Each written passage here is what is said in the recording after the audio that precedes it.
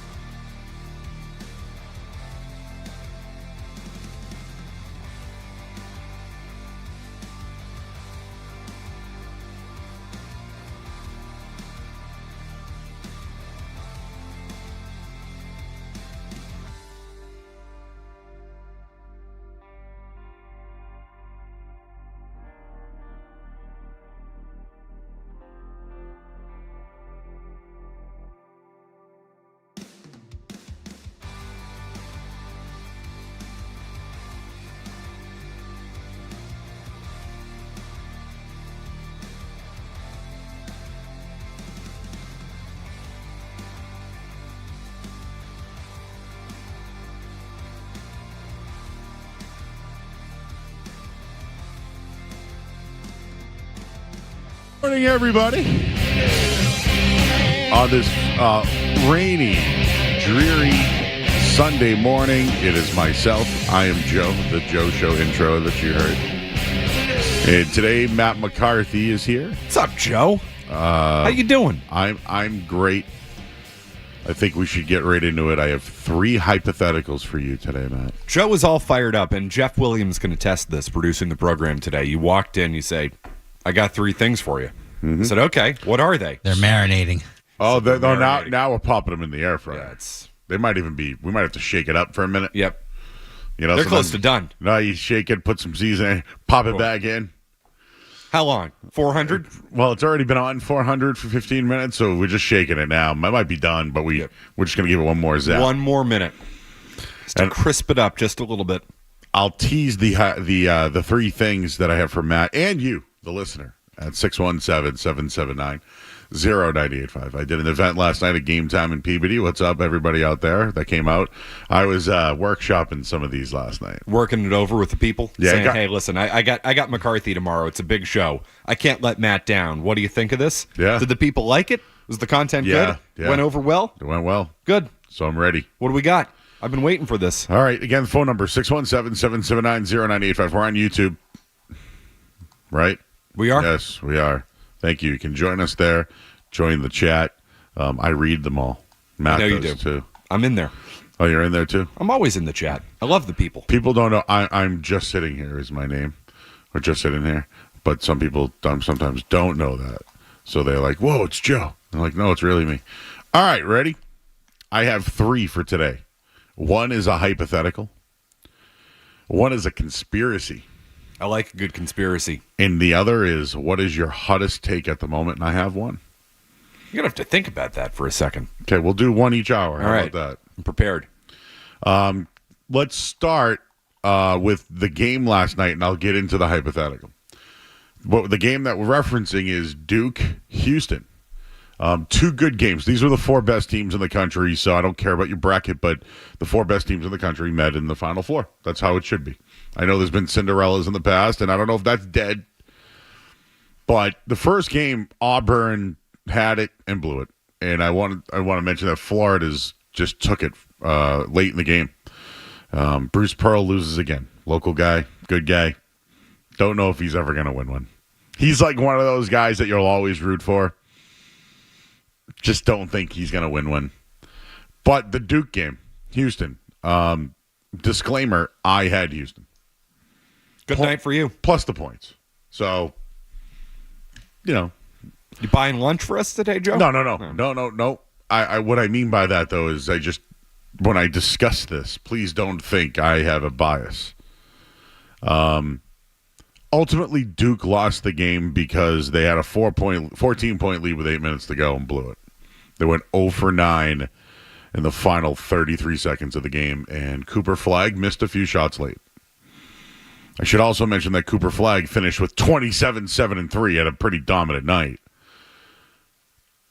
I think that the foul call that they called on him was soft. Was it a foul? I don't think it was egregious enough to call. Was it an over the back? Maybe. At Houston. I just want to say that they're up 69, 68 at that point. 68, 67. Whatever. That call impacted the game. So I'm not opening up the show saying I think the officials got it wrong, which they might have. But just everything was going wrong for Duke. They couldn't hit a shot. That's the story. Duke choked. They choked. And I'm sure people hate Duke. So they were loving this.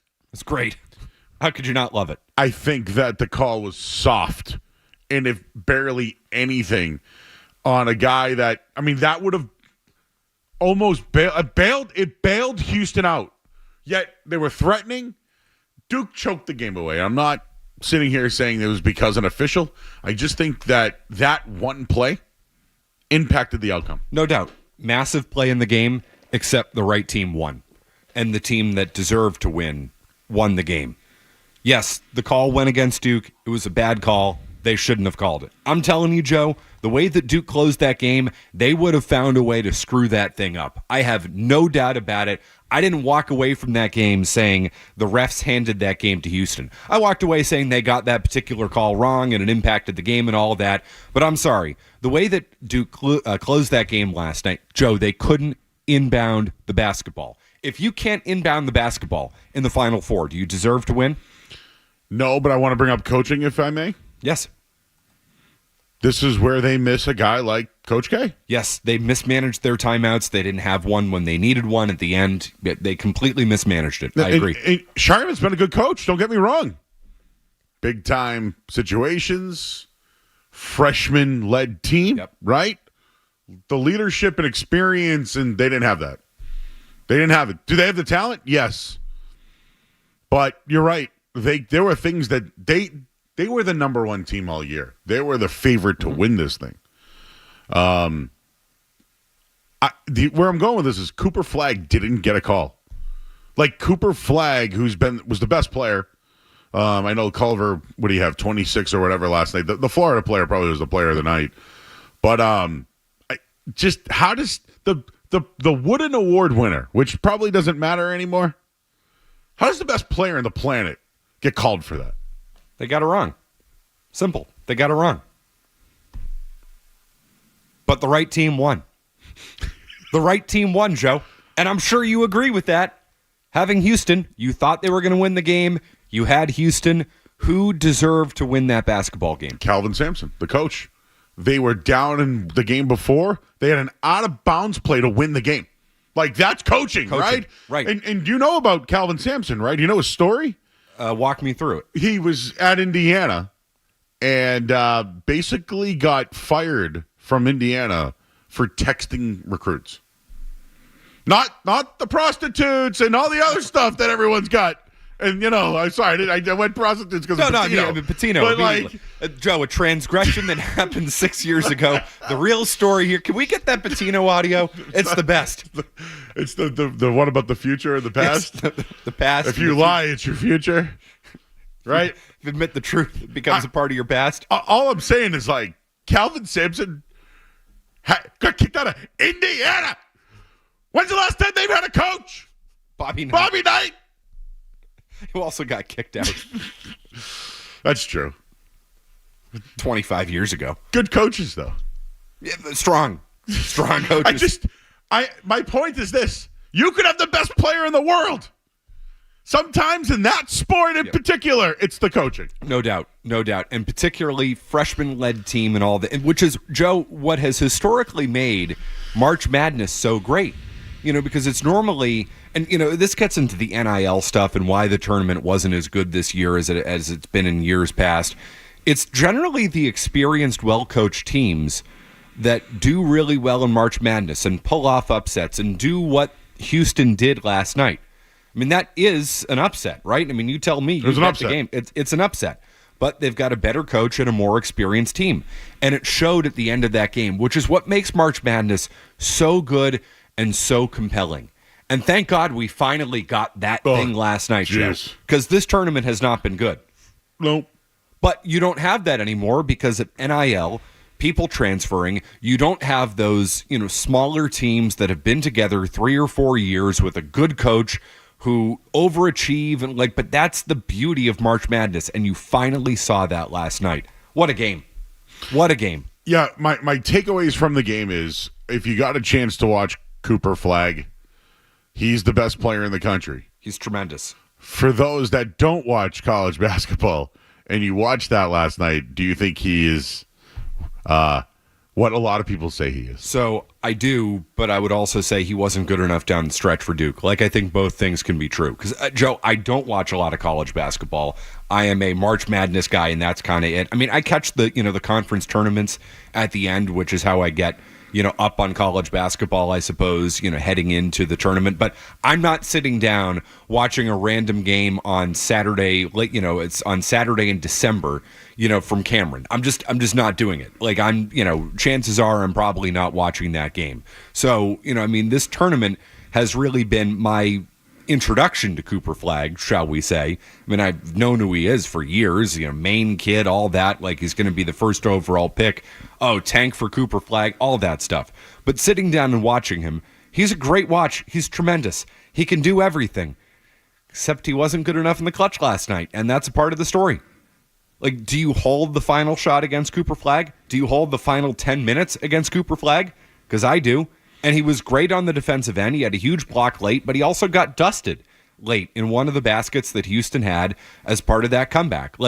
There was a little bit of both there from Cooper Flagg. And if it's one of those, it's kind of like the Rorschach test, right? That's what they call it. It's what you see. It's what you make of it yourself. Yeah, if you want to say Cooper Flagg sucked late, you're probably right. If you want to say Cooper Flagg was the best player on the floor last night, yeah, you're probably right. You're probably right. Both of those things can be true. Yeah, that was my point, is that if you were just, it's Cooper Flagg, you haven't watched the game all year, you watch that one and it's he choked late. Well, he did. They did. He did. He did, and they did. He hasn't all year, though. In the biggest moment of the year, down, he came up short. He did. The team came up short. I didn't see him trying to inbound the basketball. But I haven't seen Cooper Flagg. I keep saying Cooper Cup. Cooper Flagg, to me, that was his first time of being human and being a freshman. I haven't felt that way all year long about him. That was the first moment where you're whoa, he missed a shot. The call, I think rattled them. I think he got rattled. Mm-hmm. And this is where I think a veteran coach or more experienced coach can try to get them to lock in a little During the timeout before the final shot for Duke, took a look at Flagg and you're this kid doesn't have it. He's not, you could just see. I think he was seriously shocked from the. Yep.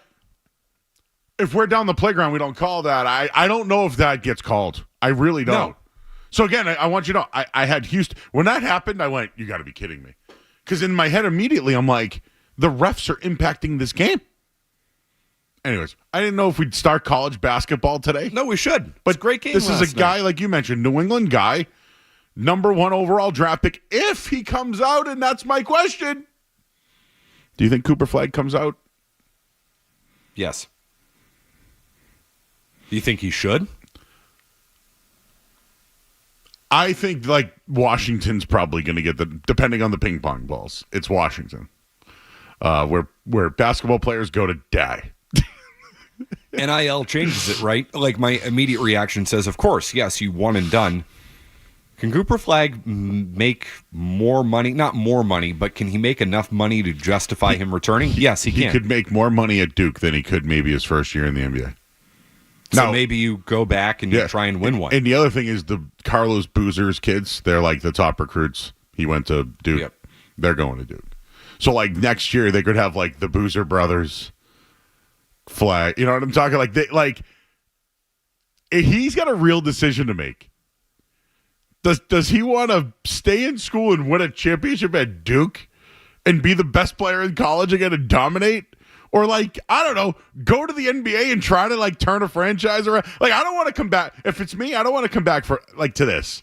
I want to put that one behind me and go to the NBA. I wonder if the way that this thing ended impacts him coming back next year. I don't know. It might. NIL changes everything, Joe.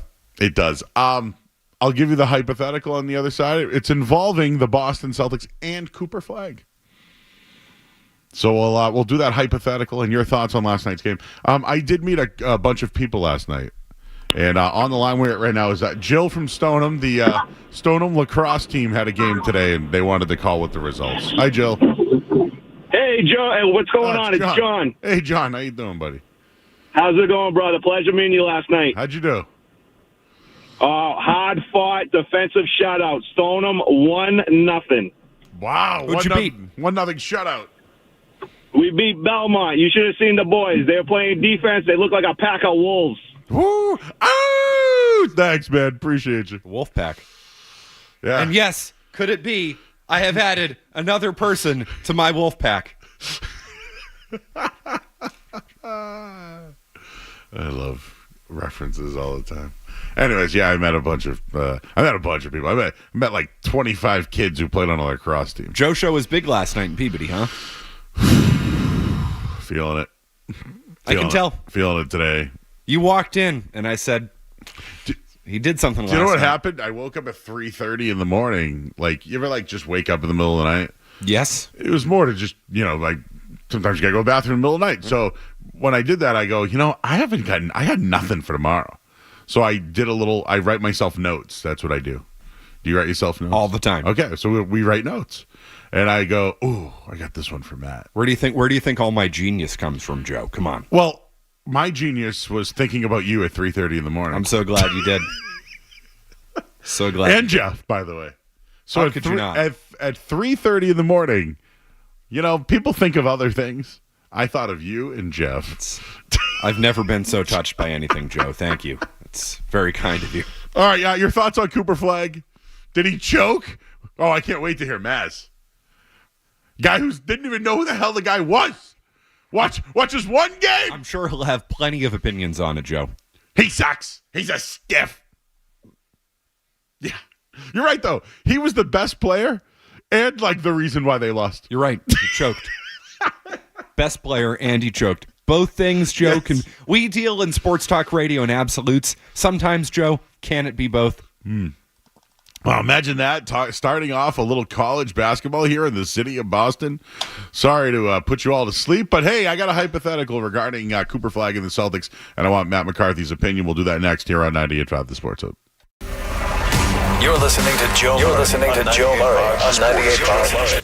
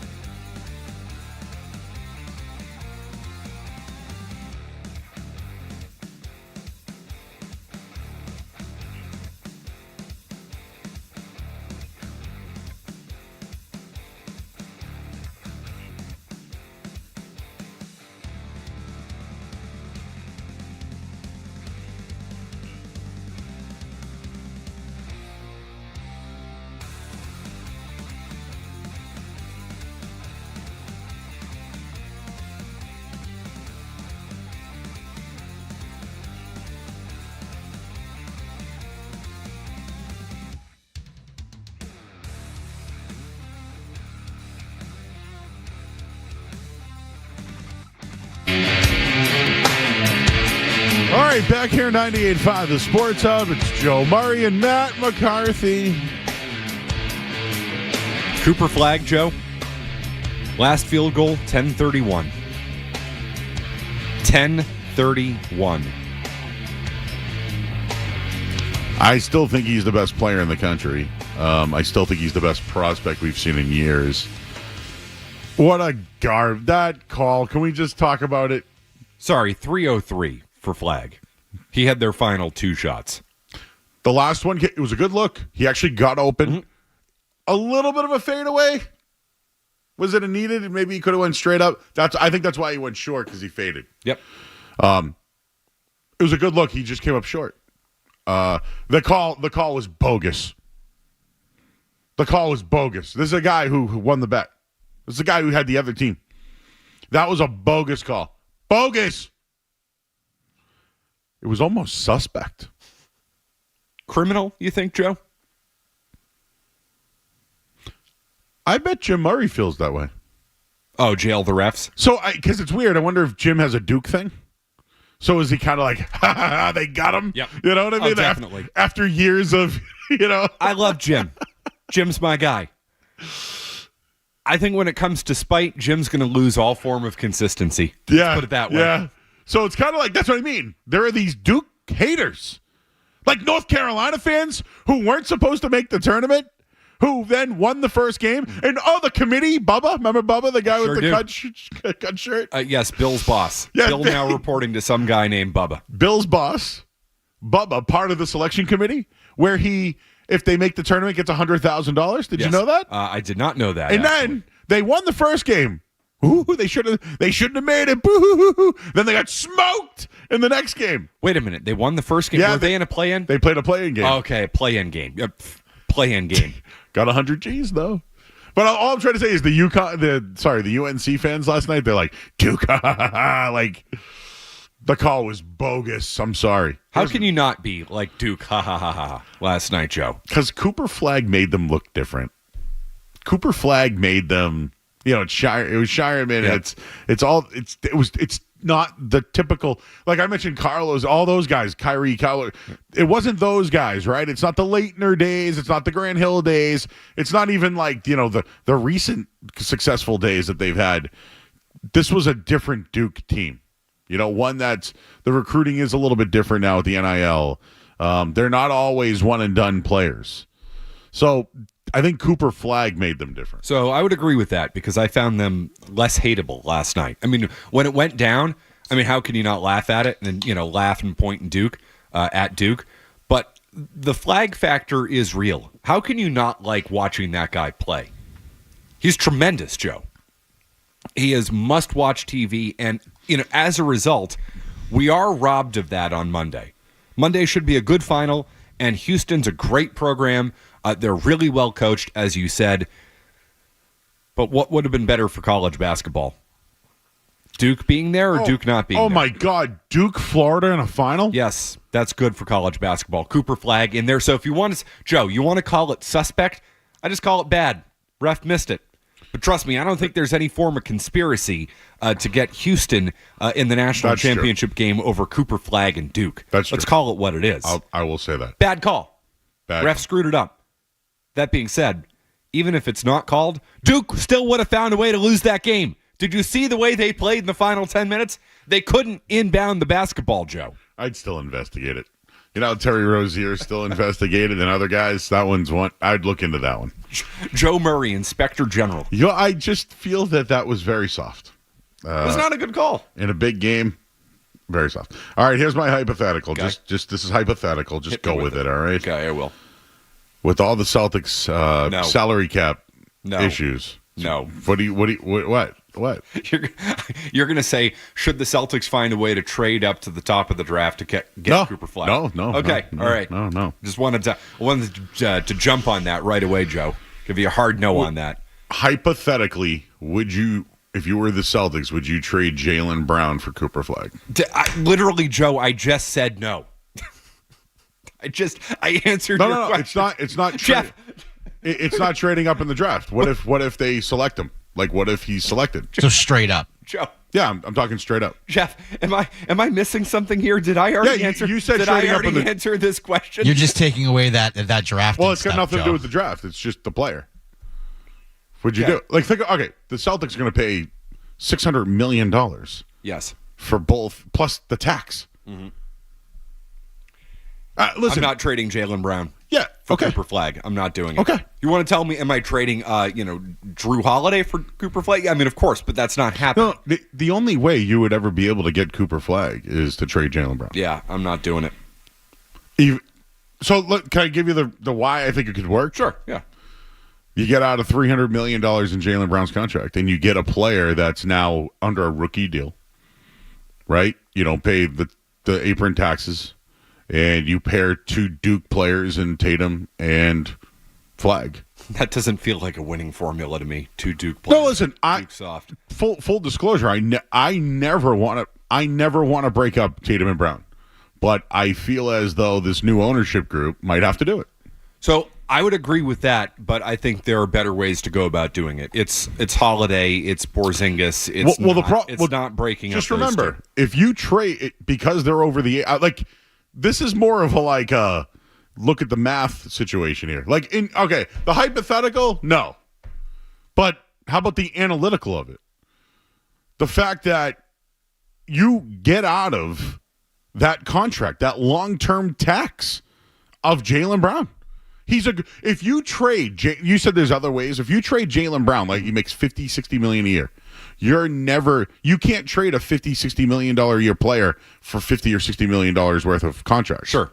So, if you trade Jaylen Brown, you're going to get someone who's less money and less ability. So, of course, and put it this way, Joe, if they feel that there is no choice and they have to trade one of the two, this is the best scenario for you because you're getting a player coming into the league who you're going to control for 4 or 5 years before you need to give him a supermax. He's a tremendous talent. So, it's the best scenario for trading Jaylen Brown. I'm just not going down that road. I'm trading everything else on the roster before I'm breaking up Brown and Tatum at this point. I just am. Because even if, and don't get me wrong, I don't want to break up this team, but I understand that they're going to break up this team. Bill Chisholm is not paying $6 billion to then pay the highest luxury tax fees in the history of professional sports for a team that doesn't own their own arena when he's going to have to make sure that his private equity partners at 6th Street are getting the most bang for their buck, all of that. I get it. I understand the finances. I know his history, Joe. I know what Bill Chisholm is all about. Bill Chisholm has gone into businesses and has specialized in carve-outs. He is the type of person that buys fat, over-bloated companies and then trims them down and finds a way to make them profitable. That is his specialty. That's bad news for the Celtics. I understand the reality of all of this. But if you're saying we need to cut payroll around these parts, and they do, they're going to have to, I'm just not doing it in a breakup Brown and Tatum way. I will strip everything else down before I go after those two. By the way, I'm clear when I tell you this. This doesn't mean trade Jaylen Brown for the number 1 pick this year. That's not what I'm talking about. But at some point, if you're going to move on from Jaylen Brown and you're going to actually trade him, you're going to get less of a player. Yes. So that's why I bring up, let's say Cooper Kupp's the number 1 pick, gets drafted by Washington. Washington has a bunch of players that are going to come off. Marcus Smart's there right now. Yeah, thanks, but no thanks. No, I'm just saying. I'm telling you what they have. They are tanking so bad. They have taken on Middleton from the Bucks. Yeah. If we actually looked at their roster, they got a bunch of stiffs. That's all they are. They are just hoping that they can get Cooper Flag. And let's say he plays there for you. I'm using Cooper Flag as he's been in the a comparison. Chet Holmgren. Would I trade Jaylen Brown for Chet Holmgren? I wouldn't. You're not going to get this, but I'm thinking about it as financially. Totally, I get it. That's the reason you would entertain this. I'm just saying the Celtics are going to have to find a way to trim payroll. I'm just doing it with everybody else on the roster and not those two. Yeah. Even if that means all you have left is Brown and Tatum. I would still rather have that duo and try to build from there than breaking up that duo so I can keep, so I can have Tatum, Porzingis, Holiday, White, and Flag. I would rather have Brown and Tatum over that. And I'm not even saying this is the first move that the ownership group will do because they'll get crushed for it. No. But someday, everybody, I hope you understand that the Celtics, Jaylen Brown and Jason Tatum, they're paying $1 billion for both players. $1 billion. It's a lot of money. For 2 players? Yep. Team's worth 6. They got to fill out the rest of the roster, bro. They don't even own the arena. It's why I'm bringing it up. When you're a second apron team, you can't just make trades like Jaylen Brown for Giannis. It doesn't work like that. When you're over the apron like that, that's why I always listen. I'm a Chet Holmgren guy. I've been ridiculed for saying Chet Holmgren and SGA could help win a championship, and then they brought up Kevin Majore's size, and that's what Chet Holmgren looks like, and then goes for 20 rebounds and 30 points against them just a couple of weeks ago. But whatever. I'm saying that's the upside to get out of that contract. You have to look at it's like the Red Sox. They're paying on unproven guys, like their stocks, and this is why I bring up the Cooper Flag thing. This year, if they did it, it'd be stupid, first off, because I think they're going to be three-peat contenders. But at some point, I don't think they're going to be able to pay both players. No, I think they'll be able to pay both. They just won't be able to pay anybody else. And that is my preferred route. So you would rather just Brown, Tatum, and us, the 3 of us? Yeah, pretty much. Hey, listen, Joe, you and I, we've got size. Grab some rebounds, pass the basketball, get out of the way. I'm not saying it's great, Joe. I want to keep the team together, but we all understand we're not stupid. Yeah. This team's not staying together. They're not paying for it. So, again, for the people that have asked, because I got a couple of you, hey, if you can't trade player for player. Yes, I mentioned that. Yes, you can't trade for draft picks. Yes. So, I'm not even talking about the number 1 pick this year. I'm talking about Cooper Flag when he's in the NBA and still on a rookie deal. Because here's the deal. You can give him an extent. The Celtics are going to have to, at some point, consider these deals. That's why I'm bringing up the hypothetical. But I'll stop now. No, it's not unreasonable, Joe. No, I would actually encourage you to keep going. I'm not trying to shame your hypothetical. This has nothing to do with this year. Because it'd be stupid to do it this year. Right? Yes. It would be stupid. Yes. To trade Brown for the number 1 pick. Yep. It'd be stupid. Mm-hmm. But down the line, again, Chet Holmgren was my guy. Now it's Cooper Flag. I don't know who it will be next year. Maybe it'll be the kid Louis or from St. John's who just transferred. I don't know, somebody else. Boozer Brothers. I haven't seen a player like Cooper Flag in a long time, and he's the only guy I think that's going to be under short money that they might be able to manipulate the salary caps. That's all. Manipulate? Is that the word? Giving up an all NBA player for a future all NBA player? Not a bad deal. But again, we're under the agreement, you and I, that what's best for the Celtics is Tatum and Brown together. Yes, but you and I aren't paying for it. And you know what? Bill Chisholm ain't either. I'm going to tell you that right now. I want to warn you. Joe, I'm here to warn you. Celtics fans, I'm here to warn you. Bill Chisholm ain't paying for this. He's not doing it. Take one look into his business background and his business history. It will scare the crap out of you. Oh, I know.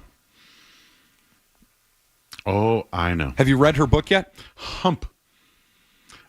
We actually have a listener. Her name's The Brokerage Bit. She detailed it all. Oh, yeah. There's some good stuff there. Well, all I can tell you is Mr. Chisholm. Freaky? He is Chisholm.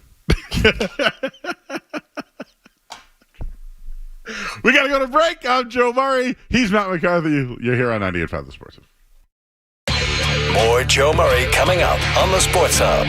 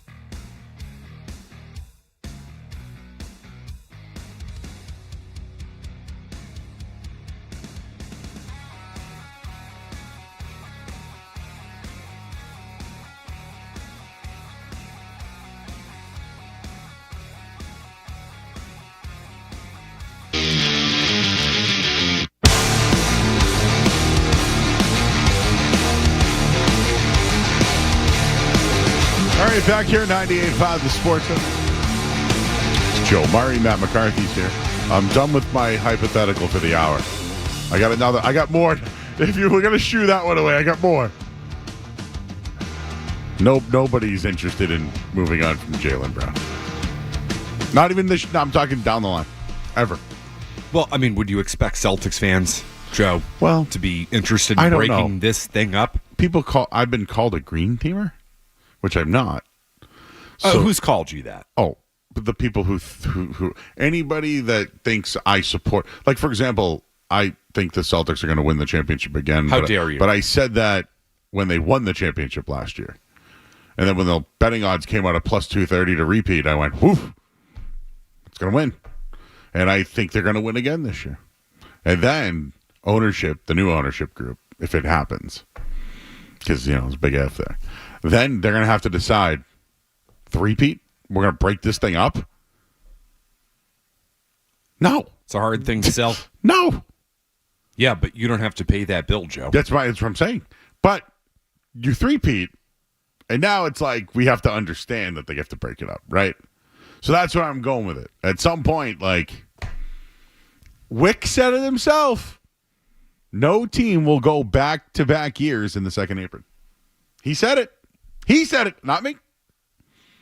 No, that media tour that he did, when he's going to stick around being the governor, Yeah, sure, yeah. Did that whole media tour thing. He'll stick around until they trade Jaylen Brown, then all of a sudden Wick won't be anywhere to be seen. Yeah. Wick was at the game the other night. Bill was too. With the Chisholms. Yeah. Chisholm. No, they were just Chisholm there. Can I ask you about this Garrett Crochet signing? Sure, why not? That's what I'm here for, Joe. You can ask me anything you want. My opinion is I like the deal, and you trade for a player and give up a great talent, like you have to sign them. But what happened from we're not negotiating at the beginning of the year to now? And then the second thing is, this is risky. But I'm fully on board. It's risky, dude. Does he have 10 career wins? Yeah, no doubt. It's risky. He's barely proved anything. You're betting on the talent. You're betting on the skill, the ability, the stuff. But what you asked the question, what happened to we're not negotiating after opening day? Joe, if you had $170 million on the table, would you negotiate after opening day? I don't know. I feel like if he had a good year, he'd get more. So the Red Sox closed the gap enough. I mean, what's he going to get if he waits it out another year? Do you think he could have got Corbin Burns money? See, I look at Max Fried, 8 and 218, 220, whatever it is. Don't you think his deal's better, though? Who, Crochet's? Yeah. I mean, he's younger. Less years. He's younger. So that's, but he doesn't have the track record of Max Fried. So, I mean, yes, he left money on the table. But the Red Sox got close enough to where it was worth it. Yes, they got a bit of a discount from market value because if Crochet went out for the next 2 years and was a stud and was a Cy Young quality pitcher, he's going to the market and he's getting 8 years, 220. He's getting 8 years, 230. He's getting whatever that deal is. So the Red Sox got close enough to justify it for Crochet to leave some money on the table to get the security now. Because if he probably left, let's call it $50 million on the table. But he did that by signing a contract 2 years ahead of time. What's his average annual value? $28 million, something like that? I think it's 26.5, right? 26.5. I mean, Fried's around 28. So it's under 30. So the Sox got him for under 30. So essentially the calculation here is, Joe, is that Crochet is now going to hit the market 2 years earlier because he's signing now.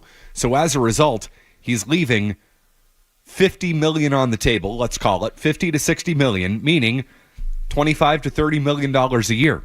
The Red Sox got in the ballpark that they needed to get to. They made enough of a commitment to this guy that it was worth it for him to take the money now and leave some money on the table because he thinks when his contract's over, because he'll still be young, that he can get back out on the market at that point and make that $25 million, make that $30 million in the year 2031. Yeah. Like at that point, could the salaries be $50 million a year, and that's what he left on the table. So he's making a small gamble on himself that he will still have that type of earning potential 2 years earlier by signing this contract 2 years ahead of time, and as a result, he gets security now and gets a bag. The Red Sox, though, had to get uncomfortable to get to that point. I mean, this team, Joe, I'm surprised. I'm surprised they gave this guy $170 million. I support it. I'm all for it, because if you want to compete in baseball, you got to spend money. You need to take risk, and the Red Sox have been so risk adverse, but they are willing here with this particular pitcher to go to $170 million. It's the biggest. I mean, it's the second biggest pitcher's contract they've ever given out.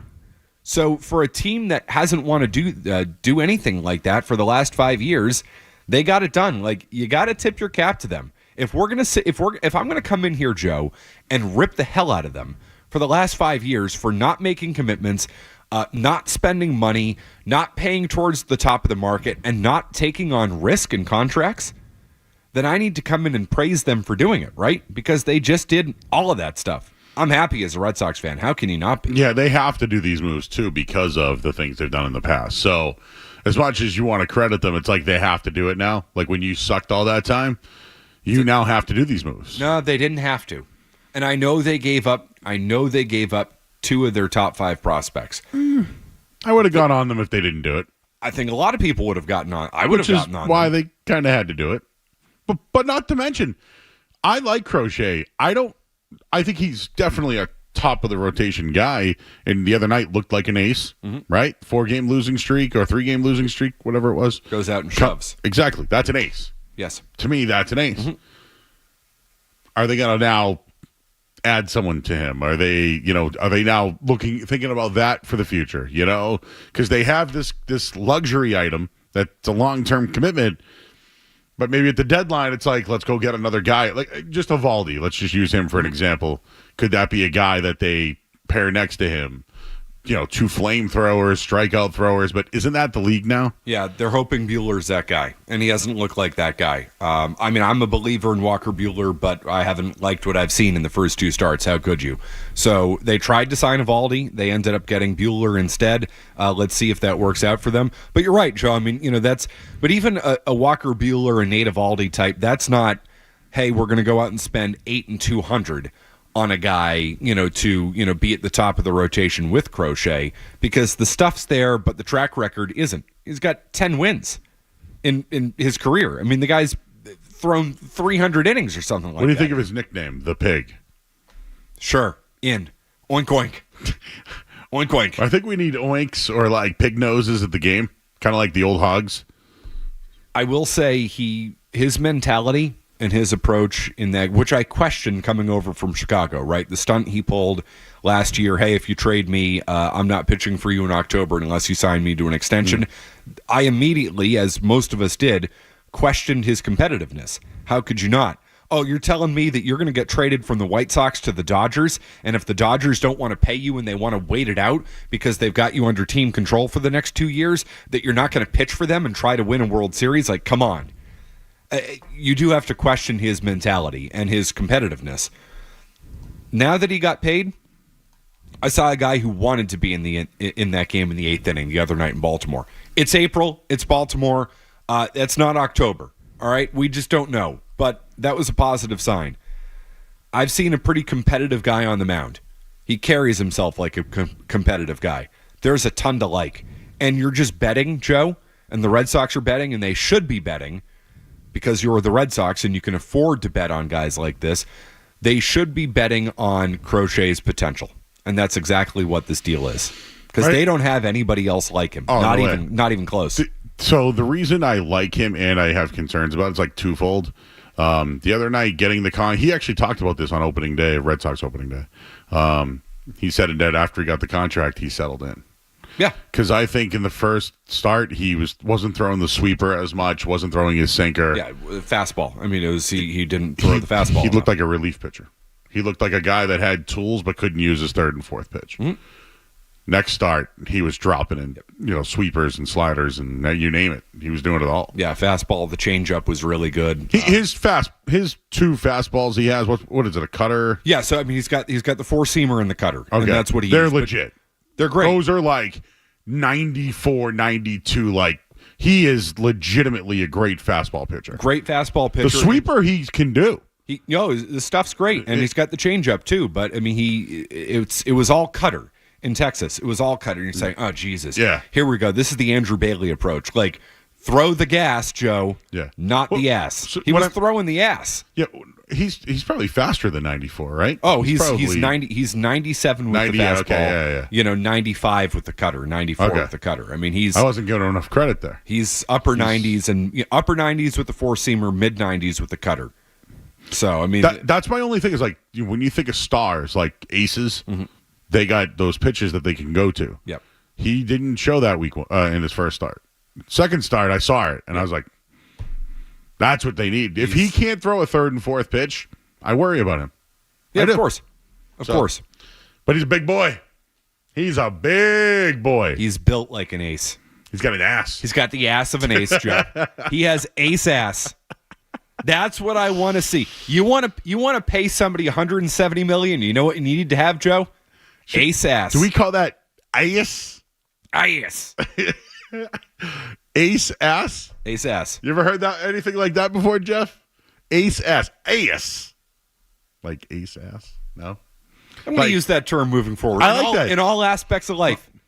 That Veronica Vaughn has ace. That Veronica Vaughn. By the way, there was a song by Michelet, who was like a R&B singer who married Suge Knight, I think, or Dr. Dre. Can't remember. But she was nice and nasty, and her song was called Nicety. Ice. He's got the ice. I like that. Ace ass, baby.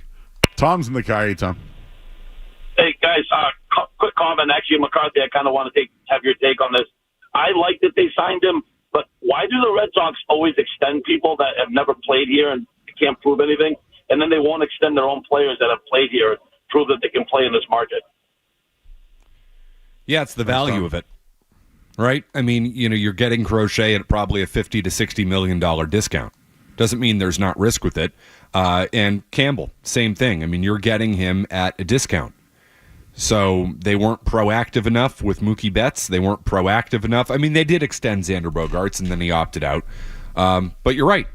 I mean, you can question it all you want, but they're trying to capitalize on value of guys who are still far away from free agency, which is smart business. Good for them. They should keep doing it. All right, Justin and Lynn. Justin, how you doing, buddy? Hey, Joe. Good seeing you last night. You too. Hey, say real quick. Say hi to Matt McCarthy. He's the biggest Red Sox fan. Justin. I shouldn't call him a Red Sox How are fan. you? What's up, Justin? How are you, Matt? Good to see you, man. I just wanted to tell you that the Red Sox were at 135 today, and it was fun seeing you at game time last night, Joe. You're the best, Justin, and I appreciate you, buddy. I got a video of a hot take from Justin on the Red Sox. Tweet it out. I'm going to tweet it out soon, Justin. You look for it, buddy. Appreciate you. Do I call you Red Sox analyst? I'm a Red Sox fan. Yeah, but I'm not a Red Sox analyst, Joe. Nobody has paid me to be a Red Sox analyst just yet. They paid me to talk about the Red Sox. A lot of people would say it's not analysis that I give. Well, you're on the Baseball Hour. I am. Which is an hour of baseball discussion. And I suppose analysis. Okay. I mean, we just talked about pitches and third pitches and fourth pitches and ass. Yep. Talk about ass all you want, Joe. That's pretty good analysis. I mean, what more do you want? Sweepers, cutters, and ass. We got hour two. Oh, I got another one for you this hour. This one is, we already did the hypothetical. This one is the conspiracy. Hit me with it. I got two for you. We'll do that in the next hour here on 98.5 The Sports Hub. Don't go anywhere. There's more Joe Murray. On the way on 98.5 The Sports Hub. Join 98.5 The Sports Hub and the Joe Murray Show, broadcasting live from the Sylvan Street Grill in Peabody this Monday, April 7th from 7 to 11. Come watch the College Basketball Championship and enter to win awesome sports.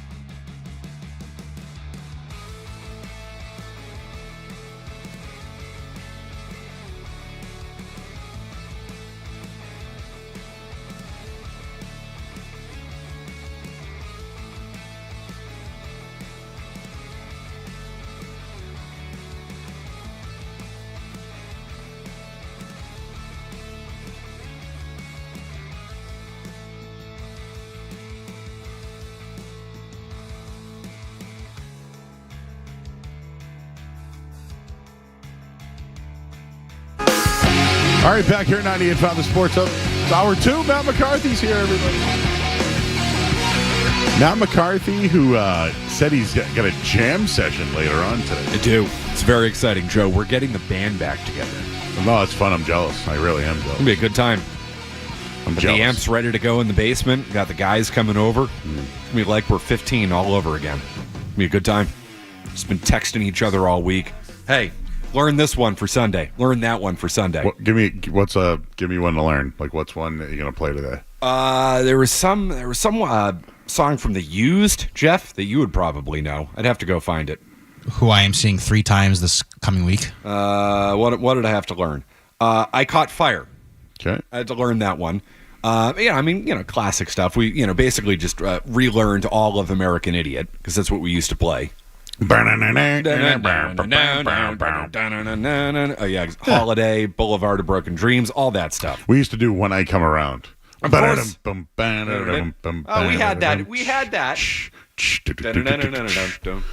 Hey, 'cause you got to start somewhere. Like, again, I'll get into a little bit of music stuff later. A lot of Green Day coming your way tonight. And of course, I texted. I said, we're gonna break out the lead. We're doing Stairway. What are we doing? Oh, no, Stairway denied. Did you ever see that? He wants to buy the guitar at the Wayne. He gets the money finally to buy the guitar. I've never seen Wayne's World. Get the hell out of here. I've never seen it. I'm sorry. It's a character flaw. Joe's looking for something to throw at you. No, I'm looking for a remote to say Wayne's World. Do you know? Do you know what it's about? Not really. I mean, I picked up on the reference, but Wayne Campbell, yep. Garth Algar, friends, stoners? Can't tell. It's never really implied, I don't think. Yeah, definitely stoners. You can tell they are, yeah. Stoners. Who play music. One's a guitarist, one's a drummer. And they do their own show in their basement. And it's called Party On, Wayne. It's called Party On, Garth. It's cool. It's Wayne's World, it's party time. And actually, it's going to be us today. Should live stream it. And then yeah.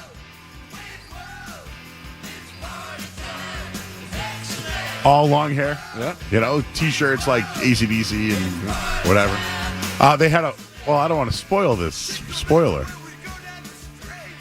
They had a Wayne stock, which was a version of Woodstock. Well, that was the second one. Yes, but Wayne stock. It was a hit. They get any big acts?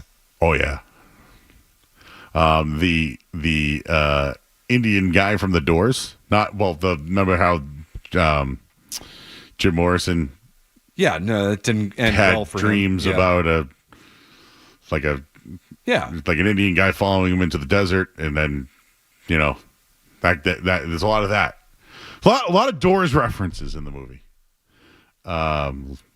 Again, no drugs, but it's implied. But I feel like it's implied. And of course, the song Bohemian Rhapsody. If you know that song. If I know Bohemian Rhapsody. Yes, Joe, I know Bohemian Rhapsody. One day they're in their car driving their buddy home who was drunk. And, the part where it's like, boom, boom, boom, boom, and they all just, it's funny. I'll check it out. Funny movie. Ed O'Neill has a nice little cameo. Great.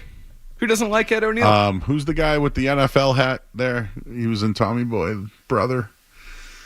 The guy with the mustache? No. My God. He never ages. Rob Lowe. Oh, okay. Yeah. Took a little while. Oh, Tia Carrera. I got nothing for you on that, rock. Joe. She can rock. Wayne's World. Okay. All right. Enough. I have a conspiracy for you. Hit me with it. What do we got? Let's start with Bob first and Lawrence. Hey, Bob. Bob. First of all, Alice Cooper has a really good cameo in that movie. Great cameo. We're not worthy. Definitely check it out, man. All right, Joe, this is the last time I will call about this topic, I promise, because it's over. Bill Parcells is finally in the Patriots Hall of Fame, and I can stop complaining. Your buddy Scaz had a really good point, and I want to give him credit, saying that Raymond Berry has a better record than Parcells as a coach, and I totally agree with that. But The reason he should be in the Hall of Fame and he should have been in 20 years ago is his drafting. You can't have a better 4 years than he had drafting and setting this team up, especially the defense. I mean, that 2001 Super Bowl team was his defense on the field, wasn't it? Well, that is to be determined. So, I'll get your thoughts on the Bill Parcells of the Patriots Hall of Fame thing. But I'm going to hit you with my conspiracy. Skaz and I have gone back and forth with this. I didn't realize Skaz really feels as though Bill Parcells shouldn't be in the Patriots Hall of Fame. Really? Now, know what I dropped on him? I was there. Like, he's a little younger than me, Yep. you know? So I was going to say, this has to be a generational thing. And I didn't want to do that because, I don't want to dismiss anybody's opinion. But to the caller's point, Skaz feels as though Raymond Berry had a better record, brought them to a Super Bowl, and lost, and didn't quit on the team. Yet, is in the NFL Hall of Fame. Not in the Patriots Hall of Fame. Okay, so if you want to make the argument that Raymond Berry should be in, I'm more than willing to hear this argument. Cool. That's a Skaz thing. Skaz. But that's not the reason to keep Bill Parcells out of the Hall of Fame. Correct. So where I'm conspiracizing, is that? No, it's not a word. Where my conspiracy is. Yes. I like conspiracizing, though, if I may. Mm-hmm. This is just my opinion. Doesn't mean I'm right, but it's how I feel. Robert Kraft really wants to get into the Hall of Fame. Yep. Robert Kraft probably has been advised to start salvaging some of his relationships with Hall of Famers. So this is a two-parter here. I think that Bill Parcells is in the Patriots Hall of Fame because eventually Robert Kraft wants to get into the Hall of Fame. And this is a solid. And B, I think Joe Milton being traded had nothing to do with football whatsoever. I think it was given to Jerry Jones, who's also in the Hall of Fame, where Kraft was quoted. That guy's in the Hall of Fame and hasn't won in 30 years, and I'm not. Yep, and that's going to hurt his case because of Jerry's influence in the NFL the same way that Parcells wields significant influence. So do you see what I'm saying here? Right. This Joe Milton deal, although reported today by Karen Guregian that he wanted to be a starter. No crap! Of course. I want to be a starter. Yes. I want to do morning drive, afternoon drive. Matt wants to do all the drives. Sure. We Every all drive. want it. We want to start. I'll drive any drive. We'll drive any drive. Exactly. So, I'm not crapping on the reporting. Right. I'm crapping on the, can you look beyond football for a second? And Josh Dobbs doesn't want to be a starter, Joe? That move had nothing to do with football. I like it. It had to do with the organization. Maybe they're upset about having the fourth pick and not the first pick. Maybe somebody went rogue last year at the end of the year. There's a lot here that had nothing to do with football. Trading a guy, right, that won one game. I've watched quarterbacks in this league play one game, win one game, and get huge contracts. Yep, Matt Flynn. So to just send it for a fifth-round pick, it wasn't a football move. There's no way that was a football move.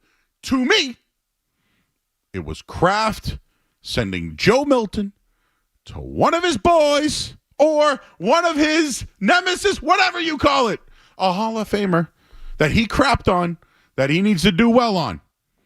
So Joe Milton to the Cowboys, and now Jerry's got his glory hole, and now what? and now Kraft has settled all family ties with Parcells and with Jones. I love the take. I'm in. And at some point, Matt, it's going to be Bill Belichick. Because when Belichick gets into the Hall of Fame next year, because you only need 1 year, right? Mm-hmm. And if he's not in the Hall of Fame, conspiracy, by the way. Bill's getting in. Okay. And won't it be so fitting if they put both Bill and Robert in the same year? Two people who ultimately became Hall of Famers because of Tom Brady. and they'll have to share the spotlight. Given their relationship and the way that thing has gone down, wouldn't that be great?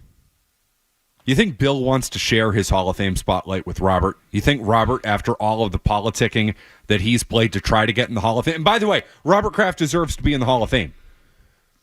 Can you imagine him having to share it with Bill and they go in at the same time together? I think it's perfect. So perfect. I'd love to see it happen. But Joe, I think you're right. Now, whether it's the Milton thing, whether it's the Hall of Fame, whether it's something else, you know this, Joe. You've done sales. You do business, right? Mm-hmm. There are many different reasons why you would give something to somebody in business, because you think you're going to get something back in return. Hey, maybe I'll give you a little discount on this because I know you're going to take care of me down the road. Or I'm going to do this. I'm going to steer this deal towards you to manage this relationship. Or I owe you a solid, and that's just the way business gets done, right? That's the way business gets done in sports. It's the way business gets done in business. Period. End of story. Did Wick steer the Celtics sale away from Pags into somebody else? Probably did. You know why? Business, relationships, all those things. That's the way it always works.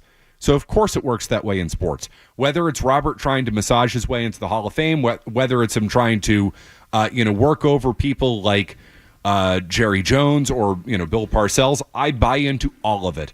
All of it. Hell, they traded Garoppolo to San Francisco. Why? Because Bill wanted to control where he went, because he had a relationship with the Shanahans. He felt that Garoppolo would be successful there, which would make him look good, all that stuff. This is the way that sports works. It's the way that business works. So, of course, I will. If you want to say this is a conspiracy theory and they directed Milton there as a solid to Jerry and Robert, hoping that Jerry will do a solid for him behind the scenes with Hall of Fame committees, I totally buy it. Totally buy it 100%. The same way I buy it with the Parcells thing. Thank you. I could be wrong. But you know what? I don't think you are. I just think that this offseason was about, last week, Jeff can vouch for this. I thought Mike Vrabel was Michael Corleone, the Godfather. He whacked all the capos. Sure did. Whacked them all, right? And he renounced Satan and all his works. So again, I want to credit Mike. I never loved the Mike Vrabel hire. I never did. It's because it's a defensive-minded coach, and what's he done all offseason is brought in defensive guys, right? So that was like my problem with it. But they do seem like they brought in some good moves, and it sounds like guys are signing with the Pats because of Vrabel. So I'm not taking the L yet, but I'll at least be honest about that. I'll take my bias aside of it. But overall, I don't think the Joe Milton move was a Mike Vrabel move. I don't. So I don't think they had to do the trade. No, they didn't. No, they absolutely didn't. And listen, by the way, a 5th-round pick, to me, it's just standard of what backup quarterbacks go for these days. If you go through the list, Malik Willis got moved for a 6th-round pick, and he started a couple of games last year for the Packers. There are guys that just get traded for Mac Jones, 6th-round pick, right? But yet you get a 5th round for Milton, and people are pissed. It's just, where's the consistency there? I'm just, as far as consistency goes, that's what backup quarterbacks go for. I have a hard time getting fired up over trading Joe Milton, who's not going to play for you, for the return that you got, right? This isn't a Joe Milton thing. It's about everything else around Joe Milton. In and of itself, Joe, I'm not going to get worked up over a guy that, as great as he looked in the game against Buffalo, probably isn't an NFL quarterback, a starting NFL quarterback. And he's fun and he's exciting, but you saw the best of Joe Milton and not the worst of Joe Milton. So I'm not going to get all worked up about that.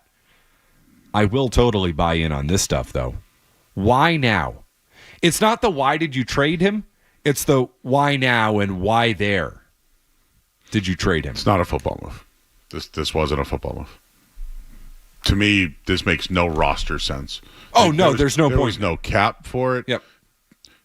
And it's just funny how workouts start on Tuesday. They didn't want Milton in that room. There's something weird. There's something about that. Again, the most respected people in town have come out and said it was about him being a starter, and which, duh. Yeah. No, that's not my No, of course. But They all wanna nobody play. has an answer besides him wanting to be a starter. Oh, and now it's Drake May's family. Oh, screw that. I hate that one. I Screw hate that one. And let me tell you, if that's true, that makes me worry about Drake. Yeah, I May. know. Like, oh, what, you can't handle little competition, kid? Again, I don't want any reporters thinking I'm crapping on them. I'm not. Keep that going a little bit. I like that conspiracy. But you know what's going on now is Belichick's gone. No one was told anything back in the day. When Mayo was here, a lot of the reporters had relationships with him. Mm-hmm. When Josh McDaniels, a lot of guys have relationships with Josh McDaniels. We're about to get a lot coming out from the McDaniels side of things. We're getting mixed messaging from everybody. Like the reporters who have their sources. This Vrabel thing, it's like Tommy Curran one day gets a report that they don't want to bring in a veteran receiver for Drake May. Then they bring in a veteran receiver for Drake May. Then it's Joe Milton gets traded. Oh, Joe Milton thinks he can be the starter. Drake May's family had a problem with them drafting him. Why does everything lead back to a negative to Drake May when the organization makes a move? So is there something there too? I don't think so, by the way. I do. I buy it. I buy this conspiracy theory. Do you know what I'll buy big time though is? I think Drake May can play, but I do don't too. but I don't know if he can play. I think that's a very fair way to look at it. I love the talent. Let's see. But is this like a Gronk family thing? Gronk's family was very involved in his, protection and playing time and contract. Are the Mays like this too? Oh boy, we heard everything about the Mays when he was drafted. Oh, the youngest of 4 brothers. Look at them. Oh yeah, dad played. Of course they're involved. No doubt they're involved. It's the way sports works. But my whole thing on the reporting is it's just like there's a new sheriff in town. Like the Godfather's here. Didn't Felger call John Elway the Don once? Yes. We literally have a Godfather in town, and Mike Vrabel. He ended up being Don Fanucci, not Don Corleone. Let's call it what it is. Fanucci. Oh yeah, I just gotta wet my beak a little bit. The Don. Just gotta wet my beak. Did you laugh at that? Jeff loved that one. I love that, yeah. And then he just he comes up with this great idea. Hey guys, give me what was it, $100 each? I can't remember because he didn't put his 100 in. No, he did not. No, he then did he just slid it, and the guy's hat goes right. Fanucci's hat goes right over that thing. Why do I feel like we're a little short here, or something to that degree? How about this? I'm gonna move on from you and you. I don't know. I forget what. He does an all right Vito Corleone. He does do a good one, yeah. Pretty good. I've watched it a lot. Who hasn't? 53 years ago last week. the movie came Apollonia died as she lived. Smoking hot. out. Apollonia. Ugh. It's a tough one. She wanted to learn how to drive. She did. The Monday, Tuesday, Thursday, Friday. Thursday. We got phone calls loaded here. He never really recovered from that. No, he didn't. How could you? No, I'm not holding it against the guy. Probably also wouldn't whack my brother either. What was the worst? Let's entertain it. What was the worst? What impacted Michael Corleone the most? Was it Apollonia? Was it his father almost being shot in a hospital? Was it his brother being killed? Both. Was it killing his brother? No, it was killing his brother. It was, but Apollonia is a close second. I mean, he had a bad relationship with his kids. I mean, his wife. Forget it. Couldn't bring. Well, actually, that one might have been the top one. That one might have been the top one when she said that basically it wasn't an accident. Yeah. Oh boy, he had the fire in his eyes. There was some fire in those eyes there. Apollonia. No, it was Apollonia. Telling you, man, that's the beginning of the end for him. All right, well, Joe versus the clock on a Sunday. Don't want to miss it. I got more conspiracies on the Patriots if you don't mind, but we will take calls. We're here till 2 o'clock today. Matt McCarthy's here. I'm Joe Murray, 98.5 The Sports Hub. You're listening to Joe Murray on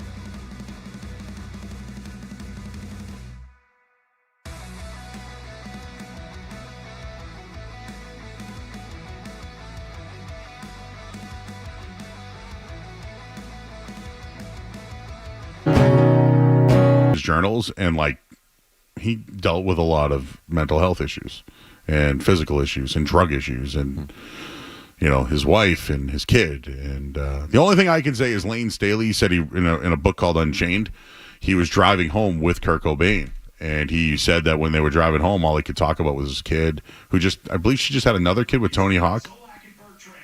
Whoa. What the hell is that? Hold on, Joe. NBC Sports Boston just is blasting their television in our studio right now. I was getting all serious about Kurt Cobain. Is this Kurt talking to us? Hey, it's us. We're on the TV. Where's the remote? Where's the remote? Can you guys hear that? Oh, it's off. Whoa! Is the studio haunted, bro? I need remote 2. Where's remote 2? This is wild. What's going on right now? I can hear you, Jeff, on the TV. I don't know where. Did someone steal a remote and bring it home with them? We got TV 2, we got TV 3, and TV 1. I need TV 2. Hello? Hello? It's off. It's over. Thank God. Do you think they were listening? Probably. They're always listening. The hell is I feel like NBC Sports Boston is our version of Big Brother. Because, I mean, they could watch anything that's going on in the studio right now. The lights.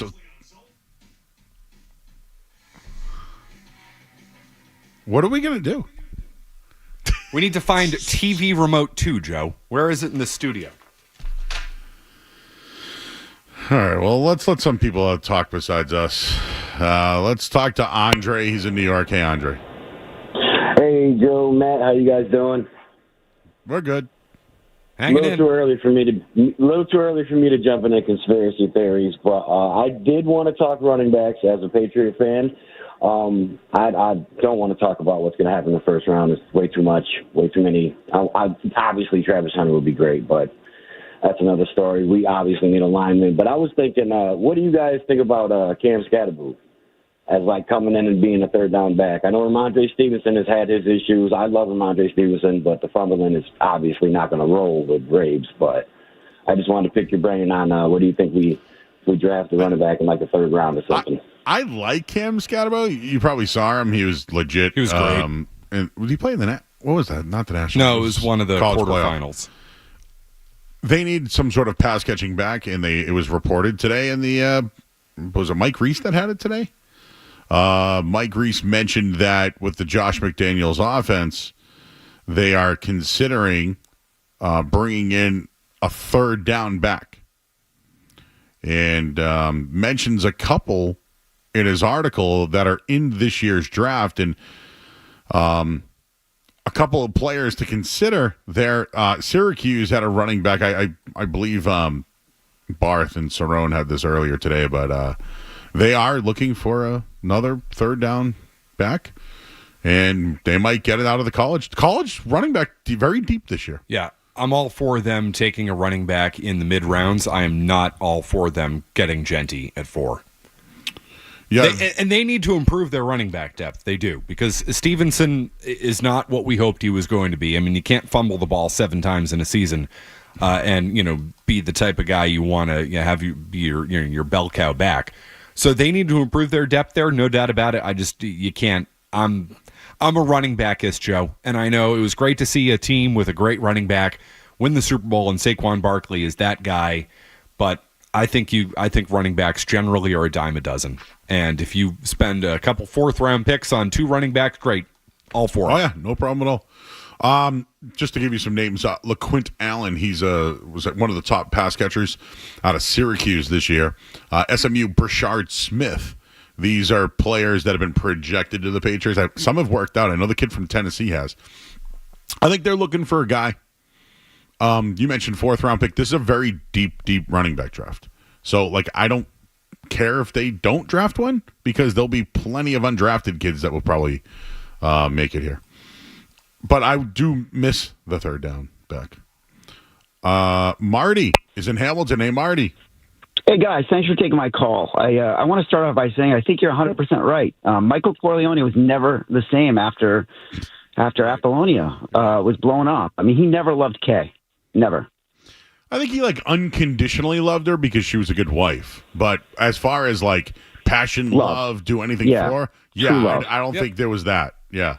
And I think you might agree with me if there's nothing better than watching the Godfather trilogy on Easter Sunday after a big meal. I mean, you just sit down and watch the whole thing. It's amazing. I've never seen part 3. Well, sometime watch it. Not as good as the others, but still just a classic movie series. The reason for my call, though, is I've thought a lot about this. I think everybody in New England wanted the Patriots to have the first pick. And I think everybody in New England, including the Krafts, were absolutely pissed that the Patriots won that game and blamed it on Joe Milton. And if things don't go well with the first draft this year with the 4th pick, then the blame all goes back to Joe Milton. I don't think the Patriots wanted that around here. I don't think Mike Vrabel wants that non-team player around here, and I think that's why they let him go. So, I'll let you guys take it over. Non-team player, I got a problem with that. If they really feel that way, that's a them problem, not a Joe Milton problem. What's Joe Milton supposed to do? Might be his only start in the NFL. Is he supposed to go out there and lose the game? He should be confident. He should be. When he gets the opportunity, he should want to go out there and try to prove yourself. It doesn't benefit Joe Milton to get the first overall pick. It benefits the New England Patriots to get the first overall pick. If the Krafts are pissed at somebody for that, they should be pissed at themselves for not firing Mayo a week before and installing a stooge. The only way to tank in the NFL is to install a stooge as a head coach. Yeah. Who's going to then say, hey, wait, no, Joe Milton is too good. I got to take him out of the game. It's Jacoby Brissett time. Or actually, I joked about it during the game. I actually think there's some truth to it. You want to lose that game, you put Drake May out there. What does May have to prove in that game? He doesn't have anything to prove. He'll turn the ball over. He's not Joe Milton trying to get with his one shot. Drake May is going to get a million more shots. Do you know what I hate more about that day? Is the fact that everybody wants to tell you that the Bills were throwing the game. And I know the Bills might have had something to do with the Pats not getting the number 1 pick. I think there might have been a little of something there. But if the Pats really wanted to lose, they could have lost the game. You could have taken knees every down. If you really wanted to sabotage the game, you could have. They didn't. And just on that quickly, reporting, this isn't my take. Reporting says that the coaching staff knew. They were tipped off. I think they went rogue. And this is what I mean about settling family business. Joe Milton was a part of that. Mm-hmm. He was Clemenza. Just right at the end, the guy and his friend, shall we call her, boom. Kick the door down. Leave the gun, take the cannoli. Who's Tessio in this one? Yeah, we got to find you get me off the hook. Now, whoever did this for old time's is sake, going to set up a meeting with you. Yeah. And they're going to tell you it's safe. Yep. And then at his father's funeral. Not the move. Michael. Can I speak? Can I speak with you for a moment? Yeah, speak. How about, what is it, how about for old time's sake? Well, I thought of Alex Barth this week when Joe Milton was traded. It's like, man, now Barth, his great, if you need a guy to throw it 80 yards, he'll throw it 80 yards. If you need a guy to throw it 5 yards, he'll throw it 80 yards. Can we call Barth and just have him say it once more for old time's sake before we move on from Joe Milton forevermore? I have one more conspiracy about the Pats. Well, on the other side. I can't wait to hear this. But I feel like your conspiracies have been spot on today. No, they've been good. The first one you kind of were like, no. I never. You didn't dismiss it. No, you just were no. I didn't dismiss it. I said I didn't want it. Okay, but I didn't dismiss it. I accepted your theory. You know what? You did not dismiss it. I'll take that back. Joe, I welcomed your theory. I just didn't want any part of it. I got another one though. I can't wait. I'm ready for it. Real quick. Wait. Mike is in Boston. Hey everybody. So the whole Kurt Cobain conspiracy. Thank you for bringing that one up. Appreciate that one today. But there's a great book that's out called Love and Death. Yep. Courtney Love hired a PI after that whole thing was done. Yep. And his ultimate conclusion was that she killed him. Yep. I certainly have my own opinion on how it happened, but it's always kind of funny when everybody talks about it. She went to the ultimate lengths, and then it still ended up being her. So, that's how that went. Yeah. Yeah. I feel like you believe it, you just don't want to come out and say it. How did she not have involvement in this? Telling you, Jeff, he believes it. He believes it. How did she not Just doesn't involved? want to say it. How? Tell me how. I don't know enough about it, Joe. So I'm gonna take your word for it. So Dave Grohl said that he's only ever written one song about Kurt Cobain, which is one they did, something about a friend. I'll get it. But to me, like when I hear the song, the only thing I'll ever ask of you, he goes, got to promise not to stop when I say when, but she said, I can't help but think it's about that. I can't help that but think Never that. long. And they had issues. Let's not forget the band and her, and they wouldn't give up the rights to the songs. Yeah. And then when they finally did, she and Frances Bean got money. And have you seen her lately, Courtney Love? I have not. No. I feel like she's been humbled. And I was going to say changed person, but she looks good. She doesn't look like one that was a heroin addict for a long time. Right? That's always an improvement. Like, remember Sunny from WWE? She was hot. You see her now? She looks like she's been doing heroin. I don't know how to explain it. Maybe because she has been doing that. But that's my point.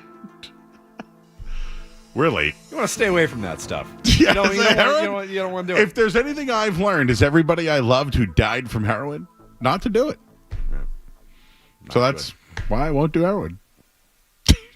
I loved Tommy Boy, Chris Farley. I never did cocaine because I thought I would turn into Chris Farley.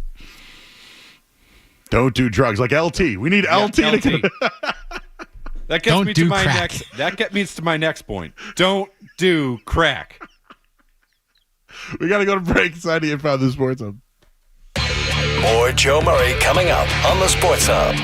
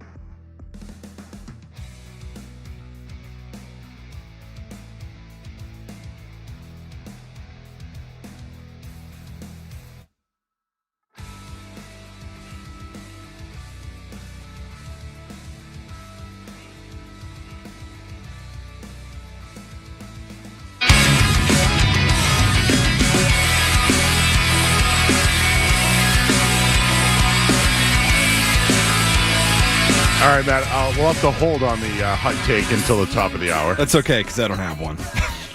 I had another take on the. Oh no, we have a hot take next hour. Hot take. Hot take next hour. We got hot takes But on a Sunday. We're doing that. We'll do that at the 1 o'clock hour. I don't come in ready for hot takes on a Sunday. No. On a Joe show, Jeff. Should I come in ready for hot takes on a Joe show on a Sunday? No.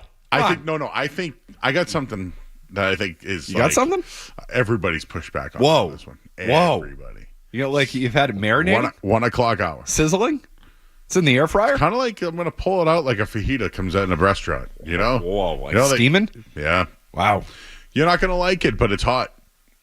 It's 1 o'clock hour, and it's not about local. It's national football. Everybody has dismissed my take on this one. I look forward to crapping all over it. I have workshopped it. So we got a couple of minutes here. Let's talk to Chris, who's in Holbrook. Hey, Chris. Hey, guys, what's going on?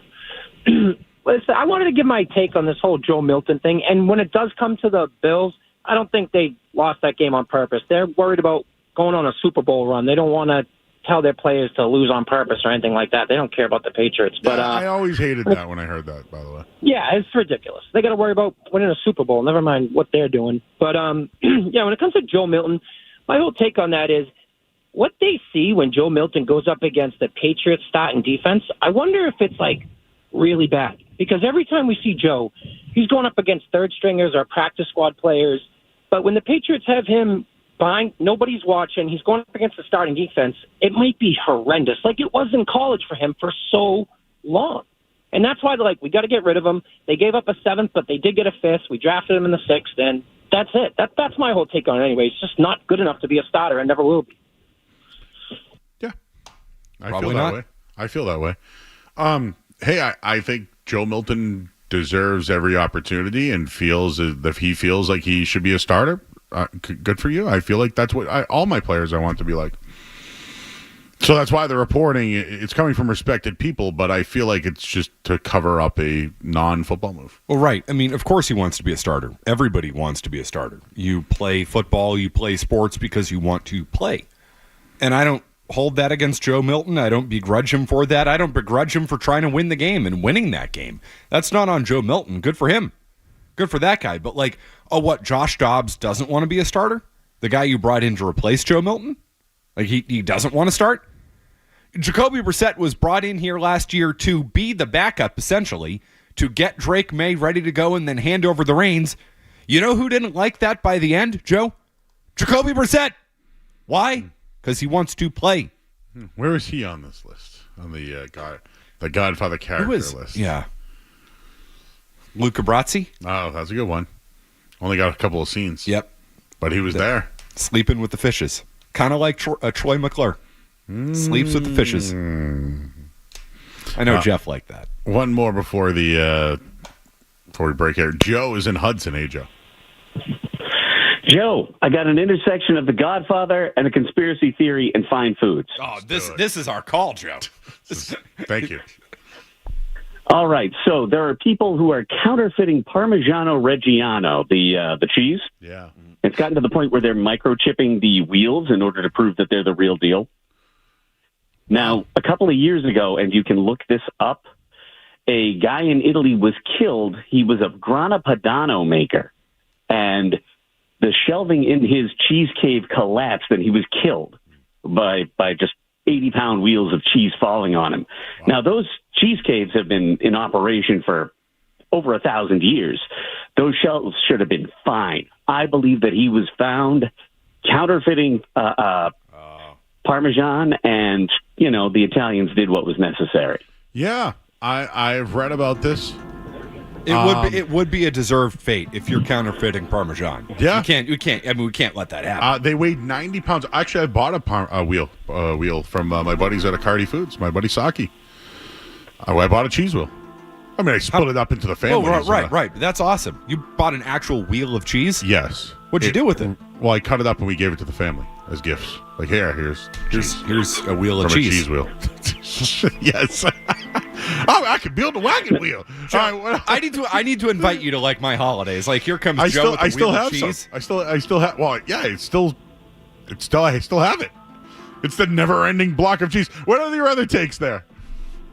Oh, you said that they could have just taken a knee on every play? Yes. Dude, do you remember what the refs were doing about the tush push, threatening to put scores on the board and stuff? Yeah. Can you imagine what they would do if, they kneeled down for 8 plays in a row? You're right, but they would have gotten the number 1 pick. I think they would have had it stripped. Oh, come on. I'm kind of with him on that, Joe. No. Oh my God! It would be such the Patriots thing. The Patriots tried to fix a game to get the number 1 pick, and then they'd lose it. Yeah, that's so Patriots. No, yeah, definitely. It was. Remember the Eagles a couple of years ago in Week 17, Week 18, whatever it was, and they totally tanked that game in the end, and it was obvious. Yeah. And Al Michaels was calling it out. I think that's about as far as you can go in the NFL without the league getting involved. The worst I've seen is when Brock Purdy hurt his arm and they couldn't throw in a NFC Championship game. That was bogus. Anyways. What was bogus about that? Well, they ended up having the emergency quarterback because of it. So I don't know. Put somebody else there. Put Christian McCaffrey there. Can somebody else throw the football? Joe, did you lose a bet that day? No, for real. Drake May's hurt. Yep. Josh Dobbs gets concussed. What do you do? There's no third quarterback. What do you do? What do the Patriots do? You're losing the game anyway. What I would do is I'd be like, everybody that's on the sideline, who can throw? Right? Isn't that what the Denver Broncos did one night on a Monday Night Football game? Tryouts? Right on the sideline. Vrabel will know. Who can throw? I don't know. Who can throw? But I don't know. I'd be running the option or something. Instead, they handed it off every play in a championship game. Yeah, that wasn't good. Bogus. Well, Kyle Shanahan sucks. We know that. I know. That's kind of the takeaway from today, right? Yes. Every time we mention the 49ers, Shanahan. They suck. Sucks. You hear that, Lazar? Shanahan sucks. Was there mutiny in the locker room last year? I think there was entitlement in the locker room.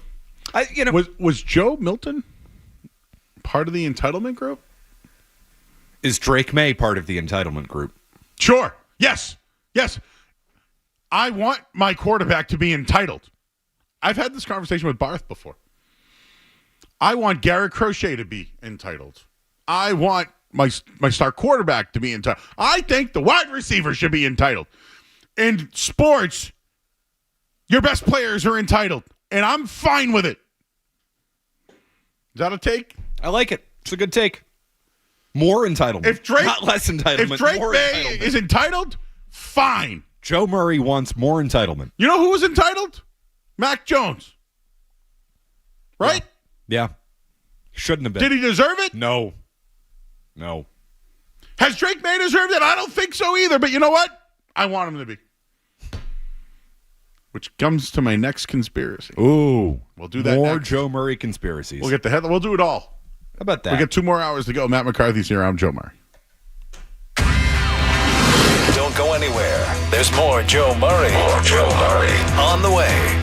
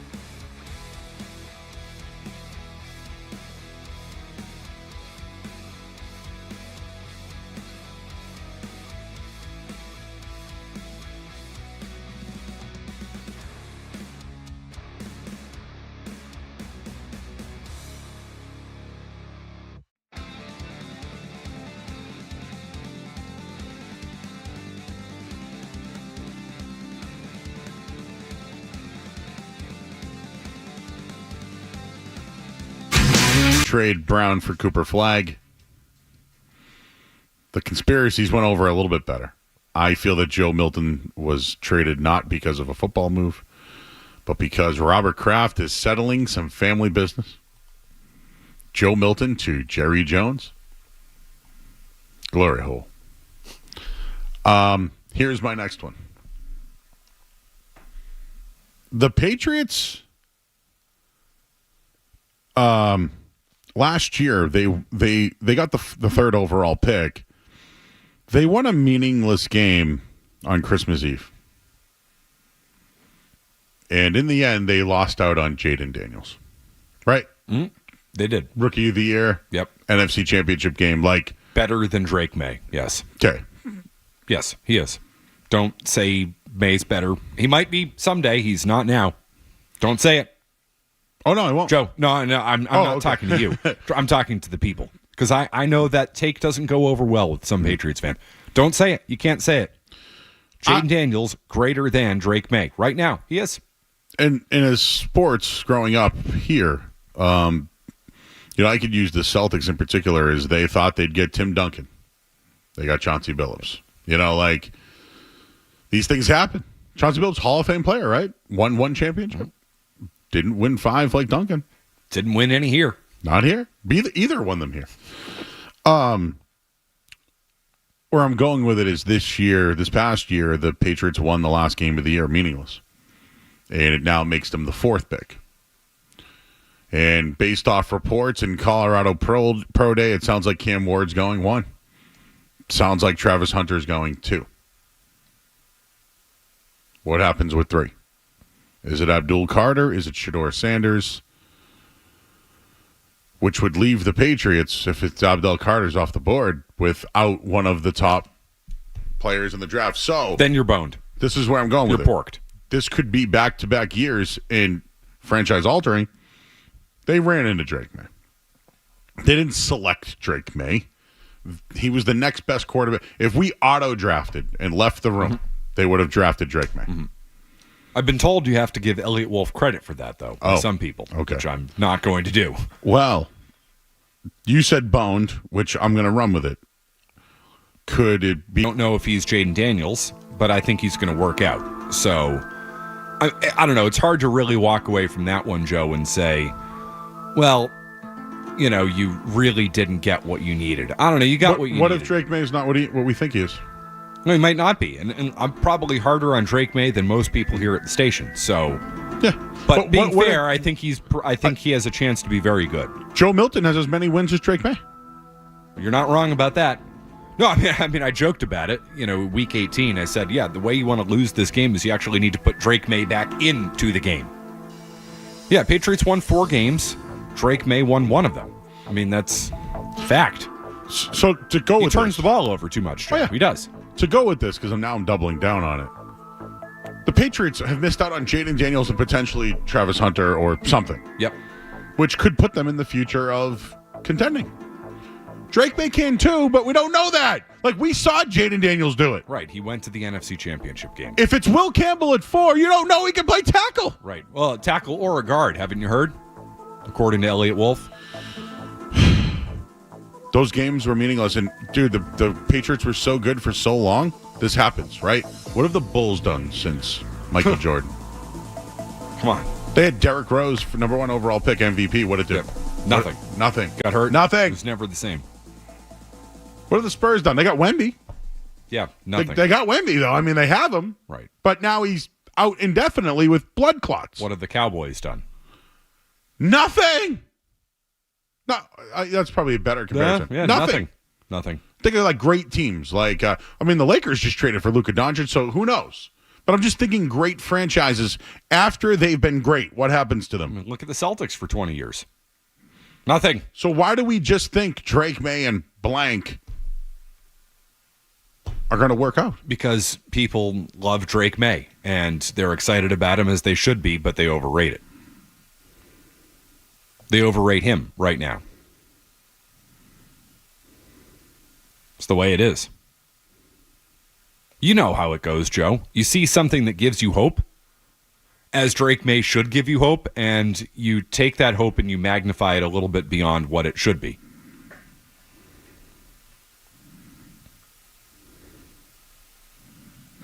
I got a text from someone who I was going to say, telling me, make sure you eat crow when Joe Milton's out of the league. And I said, I hate Joe Milton. I don't like Joe Milton. I don't think Joe Milton's anything. I maybe it's selective hearing, selective listening, maybe. But I'm not a Joe Milton guy. I never have been a Joe Milton guy. Joe Milton played 6 years of college football and could throw the ball very far. Bazooka Joe. Woo. Won one game at the end of the year. It's a threat to oranges everywhere. I am not a Joe Milton fan. But would I be surprised if I saw Joe Milton playing on Thanksgiving Day for the Cowboys? Nope. Nope, not one bit. Not at all. Do you think this doubles down on that reporter that thinks Dak to Cleveland? No, I don't. Because I don't buy that Me reporter either. whatsoever. He's doubled down on it. Oh, I'm sure he has. What's his name? Bruce Drennan. Drennan, yeah. Yes, Drennan. How many followers did he have? 2,000? 2,000 followers. Yeah. Yep. I mean, I guess that's okay, right? How many followers do you have? Almost 14. So it's more than him? I mean, 7x. No, but if Matt McCarthy 7X was like, Drennan. if Matt McCarthy was like, hey. I hear some things every once in a while.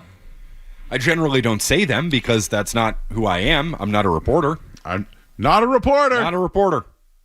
Not a reporter. I mean, I hear Red Sox stuff. I know people and tapped in enough. I generally don't come out and say it. I might imply some things every once in a while. I might couch it. I might give you the old J Stu, I believe. There's some things I believe. I believed many things this offseason. Some of those things, a lot of them actually ended up being true, which is nice. But I'm not here to blue check mark say sources. It's not my thing, Joe. It's not who I am. All right, Matt. Well, there you go. That's what I had for my takes today. I thought those were good. Well, I'm glad your takes have been exhausted because we only have an hour and 45 minutes left in the show. We got a hot one, though, that I'm going to save for the second hour. That I'm going to hate, apparently. And we're all going to hate. All right, dude. Well, cool. Again. All right. It's been real. I'm going to wrap this thing up. No, I'm saving the take. Saving the take. Anything you want to talk about? We'll do that on the other side. How about that? What was that? I said we'll do it on the other side. Oh, okay. I will bring a topic to the table on the other side. I don't want a Joe versus the clock here. Just real quick, because I wanted to pay this off. I wanted to mention this because I mentioned it the other night. The Joe Milton thing, as far as the trade goes, I don't care that they got a 5th round pick. Like I don't think, and to like really kind of double down on it a little bit. Generally though, that's what 2nd round picks go for. I mean, backup quarterbacks go for. Like I can give you a list like Sam Howell, Zach Wilson. Like Mac Jones went for a 6th. I'm just saying that for the guys who think they didn't get enough for Joe Milton, that's what backup quarterbacks go for. I just don't think this was a football move. Like I just think that they gave Joe Milton to Jerry Jones because there was no reason why not to have him at camp. What's the point of signing Dobbs and then just trading Joe Milton for a 5th round pick? I mean, if you're getting a 3rd round pick, sure. A 5th round pick isn't worth it. Like, I'd rather keep Joe Milton here, but I don't know if Drake May and his family can handle that.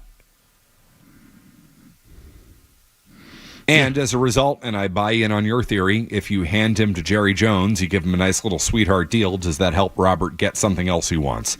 Be it the Hall of Fame or anything else. All right. Well, there are people who want to talk to us, I guess. You can talk to them. Why not? We can do it on the other side, too, if you want. I mean, Joe, you are running the show. Let's stay on track. Stay on the clock? We'll stay on the clock. All right. Take a quick break. Listen to 98.5 The Sports Hub. You're listening to Joe Murray on 98.5. You're listening.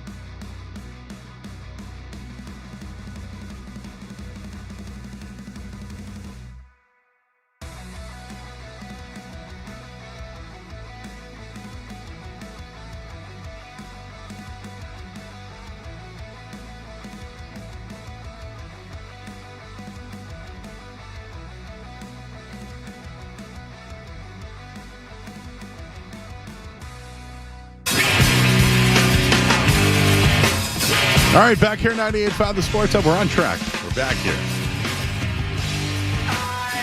The Joe Milton stuff really got people going, huh? Man, we love. Is it in this town? Everyone loves the backup quarterback. It's in every town. Yeah, every town. Everybody loves the backup quarterback, which is why it's like we need to pump the brakes on this discussion, Joe. Like it's not about Joe Milton. Yeah, I don't think it's not. I don't think they wanted him here when camp starts on Tuesday. He went to Tennessee. Mayo's a Tennessee guy. I feel, again, just to use the Godfather reference, I think this was settling all family business. Milton also wants to play. Maybe he was maybe he's part of that entitlement group. Do you know what else I thought was kind of interesting? I wrote this quote down recently. But it was basically like in a recent Kraft video or a comment. He mentioned that Vrabel cooperates. He said that. Vrabel cooperates. So is the implication that Gerard Mayo did not cooperate? And Bill. Well, yeah. I mean, I think that's pretty you obvious. get what I'm saying? Like, that was mentioned by Kraft. I mean, did Gerard Mayo cooperate by winning that game? I don't think so. And by the way, I don't fault Gerard Mayo for that. The reporting, not my take, is that the coaching staff found out they were going to get whacked. They won a football game. Mm-hmm. As they should have. With the number one pick on the line. Didn't benefit them. What's in it for me? Yeah, Joe, that's the way life works. Yeah, if you're a player, did you think you didn't want to go out there and win that day? What was in it for Joe Milton to lose that game? Nothing. Joe, if you were getting whacked, would you come in, but end of the ratings period? I would quietly quit. Of course you would. Like everybody else would in that situation. I still don't get people faulting Gerard Mayo for that thing on the way out. What do you expect? People faulting Joe Milton for winning that game. What do you expect? I don't fault him for wanting to be the starter either. I know that's the report today from Karen Gregan, but they wanted to settle family ties. And I'm just throwing the Jerry Jones thing in the mix just to sweeten the deal. It's the way, listen, it's the way business works. Yeah. You know it. I know it. Everybody knows it. Some guy goes, I love you guys, but what was that? I don't know. Was it the TV thing that was going off? Yeah, that stopped, didn't it? Yeah. Still can't find the remote. Joe, can you find the remote in here? I'm here every night, and the remotes are here when I'm here. They're not here today. It's a problem. What if that audio starts again? Tim's in Wellesley. Hey, Tim. Hello, can you hear me? I can, loud and clear. Guys, great show, but I got a question for you. You seem to be bemoaning the fact that we lost the last game. Tell me specifically what a coach would say and how a team would lose a game that will hurt. That will lose a game as we did. How did that actually happen? We all played some football. How could the Patriots not have lost that game? You fire Gerard Mayo and you install a stooge who actually tries to lose the game and manages it accordingly. That's ridiculous, and you know it. Okay, but I'm saying that's the way you have to go about it. It's happened before, bro. It's happened before. That was never going to. Kraft wasn't going to fire him. Then they shouldn't complain about the fact that they won that game. I don't complain. You guys seem to be complaining about it. Well, there was no way to lose that game. I think they could have taken a knee every single time if they wanted to. I think there was many ways they could have orchestrated that. Joe, that's crazy too. Come on. Yeah, that's crazy too. Hey, can you at least be open to the fact that they could have tried to lose the game? You're not open to it at all. You're not. I can't. Yeah, because you can't be open to anything. You can't be open to something. The number one pick is on the line. What should the players have done? Take a fall. Fall down. Joe, don't score. You're ridiculous, Joe. Yes, you're very it's good ridiculous at this, to tell players, like we just said. It's hard to tell players not to play. And this is what you're going to keep telling us. Oh, that's ridiculous. I know. So, you know what? The number one pick's on the line. Did you hear Robert Kraft say that Mike Vrabel cooperates? Do you think there was cooperation that day? I don't know what you mean by that. Yeah, that's what I'm trying to say. You're not open to it. Be open to it. I'm not open to losing. I'm not. No crap. You know what? They've been losing for 5 years. The number one pick was on the line. And he got whacked, by the way. Yep. Joe Milton got whacked. So, good. Yeah. Support, no losing. You know what? Sometimes losing, good. Tanking happens in sports. The Bruins just lost 10 in a row and are in the lottery for the number 1 pick. Fired up now. Remember the Celtics trying to tank for Durant and Odom? Was that a tank job that went on that year? You bet. I understand that the Buffalo Bills had tanked the game because they didn't want the Patriots to get the pick. You're saying that tanking can't go on? It did on the other side of the field. The Buffalo Bills didn't want the Patriots to get the number 1 pick. They put Mike White in the game. So this means that they had to be more creative of sucking. Who they brought in that week for the sole purpose of losing that game. Do you know what I won't accept is when people say, "What does it matter? First pick to 4th pick." Oh, that's the one I won't tolerate. That. It matters this year. Maybe some years it doesn't. It matters this year. I won't tolerate that. You got to be telling me in any level of sports. I've seen a lot of guys get paid to. Yep. So that's paid the thing. To quit. You have to incentivize players. The point being is, I don't want to hear anybody in the Patriots organization or get reports or whatever that they're upset with the way that Week 18 went down. Are you crazy? What does it benefit those players to go out and lose that game for? Doesn't benefit them unless you are bringing them in for the sole purpose of it. He said, "How do you do it?" I said, "You fire the coach and you install a stooge," which has happened a million times in sports, Joe. Oh yeah. But then don't turn The Colts around. tried to do that with Jeff Saturday, but he ended up beating Josh McDaniels. Which says everything you need to know about Josh McDaniels. Right? Think about that. Yes, the Colts hired a guy who had basically never done it before. Never. Was broadcasting on ESPN that week. Yes. They tried to tank. They did and everything. Instead, Josh McDaniels happened. They did everything in their power, Joe, and sometimes you just can't control things you can't control. I can't do this anymore. I won't do it anymore. The Patriots should have lost that game. Yes, they should have lost the game. And don't give me the "you played sports, you don't quit" stuff.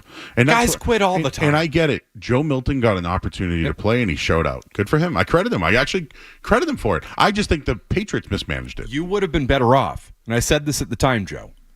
If you want to tank that game, you're better off playing starters in that game. Not third stringers who have something to prove. Yep. That's the way. Seriously, that's the way to tank that game. Is play a bunch of guys who are waiting for the offseason. You want to put Dietrich Wise out there or whoever, right? Guys who don't have anything to play for in Week 18. They got nothing going on. They're trying to preserve their bodies, make business decisions. Guys make business decisions in the NFL every single week. Jack Jones, he was called out for it. Antonio Pierce, business decisions. Joe Milton made a business decision. I think he did. I think Mayo did. I think the coaching staff did. Trying to win the game was a business decision. I think they went rogue. Alex Van Pelt, trying to prove yourself for your next spot, business decision. Yeah. Joe Milton improved his stock. Now ends up in a better situation. Did it benefit Joe Milton to play the way he did? Honestly, it did. Sure did. Business decision. You put Drake May out there in that game, Joe, I'm telling you, he's got the job next year. He's already proven some things. Joe Milton gave you a worse chance to win that game or a better chance to win that game than somebody like Drake May, who's probably going to go out there and say, this season's over. I don't want to take any more hits. What's this? Fall down. I see somebody coming at me. Fall down. Protect the body. Jacoby Brissett kind of sucks, too, so I would have maybe thought of him maybe getting a cheer from the little crowd that was there. You know what? People don't want to do this today. But wait until draft night. Yeah, and you end up with the T-Rex. Just you know what? I'm going to table this from now on. I'm going to table it. I'm telling you, Matt. It's big of you, Joe. When the 4th pick happens, and Travis Hunter and Abdul Carter are off the board, and it's Will Campbell or whatever, we'll bring it back up. Yep. Because right now, nobody looks at it like that. They want to defend the Patriots. They want to look at the Bills as tanking. They want to look, and that did happen. All those things are true. The Bills tanked. But when I hear the owners say cooperate, and then Joe Milton gets traded, makes me think that there was some family business going on. But it would be crazy for Robert Kraft to expect Gerard Mayo or anybody who is playing in that game to cooperate with something to benefit the Patriots for the future when we're going to whack you after this. Mm-hmm. Come on. So they went rogue. That win did nothing. Just like the win the year before cost you Drake? Cost you Jordan Daniels? Jaden Daniels. Why did I say Jordan? Jordan. Michael Jordan. What have they done since?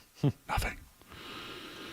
Somebody goes. Some guy in chat goes. My wife says, "Why is he yelling?" Well, I'm loud. Do you think I was yelling? I mean, I raised my voice. You were yelling. No, Jeff. I think you were screaming, Joe. Do you know what though? Why can't people be open to things? Why is it going to be like, I played the game and you can't play like that? I don't know. I've gone through the motions in life. Haven't we all? Everybody's mailed. This is like point, so right? Relatable though. That guy's probably a blue collar worker, right? Works his ass off, but is going to tell me that that's not the perception when he probably Wellesley. No, but was that where he was? Oh, he was in Wellesley. Sorry, yeah. Probably not a blue collar worker. No, a little bit of a different. But do you know what I mean? Like to be relatable, we do quietly quit. We do get upset about our pay. It happens in every sort of life, every aspect of it. So to think that the Patriots didn't think of the number one pick is asinine. You mean to tell me they weren't sitting there being like, "Love to lose this game today. Well, Buffalo let us." Like I bet you they said that. But then the coaching staff's like, "We're getting canned. Let's go out there. Let's put a game plan together. Let's put something on film for our next job. I got to look out for somebody else, right? Got to look out for myself." Mm-hmm. Okay. We're good. I think we're good. I'm going to table this until draft night. I think that's big of you, Joe. Because right now, people don't feel it. They don't feel it. They're just looking at who they're going to draft with the 4th pick, and then whatever happens, they'll be excited then. Nope. Sorry. You going to be excited if it's Will Campbell? No, I won't be. Is it guard? Do I think they need a left tackle? Yes. Yeah. Is he a left tackle? Do I think they need to draft left tackle in the first round? No, I don't. I would like to see best player available. Tell me who that guy is. But who is that at 4 if 2 guys are off the table? See, best player available is Carter or Hunter. So, but they might not be available. My top 5 players in this draft are Cam Ward, Travis Hunter, Abdul Carter, Tyler Warren, and Genty. So you taking Warren at 4? No, I just don't think I would at 4. I don't think a tight end at 4 is where to go. I don't think a running back at 4 is where. Do you know what I mean? Like having the 4th pick, it's like having, I'm trying to think of like a blackjack, 12 in blackjack. Yeah. You know what I mean? It's like you get a king here, you're doomed. You know what I'm saying? Like it's kind of a crap pick. It's not a good spot. Plus, if Carter and Hunter are off the board, who's coming up to 4? Who was 4 last year? Oh, Marvin Harrison Jr. Yep. How'd that work out? It's different year. Different year. Wasn't great. Different year. Anyways. Steve's in Salem. Hey, Steve. Hey, guys. Thanks for taking my call. I wanted to ask you, are you guys in the camp that says the Patriots should take Travis Hunter if he's available at 4? Yes. Yeah. Okay, well, I got some bad news for you. I got actually a Travis Hunter player comp that I'm really excited to share with you guys. The guy I'm thinking of was also a total game breaker at the college level, won the Heisman, went 4th overall in the draft, and was a total bust in the NFL. I'm thinking of Desmond Howard. Hello? Hi, Steve. Okay, so you think he's Desmond Howard? So yeah, you guys want to draft the next Desmond Howard? Is that what I'm hearing? Why do you think he's Desmond Howard? Because the guy, he's a total he's a question mark. He's not a receiver. He's not a defensive back. He doesn't run good routes. If you want to draft the best receiver, you should just take a guy like Matthew Golden and trade down to like in the low 20s, something like that. But what is the 4th overall pick worth? If you say Hunter is not this good, then theoretically nobody should want to come up and get him. So then what's the 4th overall pick worth? No, somebody's going to be dumb enough to trade up to get him if he's available at 4. So you should absolutely trade down. That's the problem people are missing in this draft. There's been no trades to this point. Nobody finds any value in moving up or moving back at this point. Yep. because it's not a good draft. It's deep in other areas like defensive line, running back. So they're going to wait until the end of the draft to draft those guys. Unless somebody, if the Raiders want Shedeur Sanders, would they move from 6 to 4 for the Pats? Yeah, but I don't think they do. And if that was at that point, would I select Will Campbell there? I would. Yeah, further down, you just can't do it at 4. Yeah. If Warren was there at 6, I'd do it. Joe, let me give you a little life advice, all right? I need it. Please. You need to pick the right time to suck. The Patriots picked the wrong time to suck. Wrong draft. Life advice for you too there, Jeff. Can I push back? For everybody out there. I love your life advice. Thank you. Yeah, no, it's good. I just can't get over the Desmond Howard comparison. Feels a little strong or weak in that sense. I'm going to yell. Go for it. No, I'm not going to yell. No, do it. Let it out. It'll be good. Stop with your bad comparisons. Desmond Howard played 3 years at Michigan. Do you know what the most catches he had in his 3 years were? What? 61. Do you know that Travis Hunter played 1 year at Jackson State and 2 years at Colorado State? Do you know that Travis Hunter did more in his minimal time in college football than the whole time that Desmond Howard had at Michigan? I do know that, yes. So I just, again, he had 153 catches in 2 seasons and 2,000 yards and 20 touchdowns. Yeah, it's not Desmond Howard. Now, did Desmond Howard have 19 touchdowns his last year in 1991 and win the Heisman and did the pose? Yeah. He did. Did he help win a Super Bowl? Mm-hmm. Yes. Yep.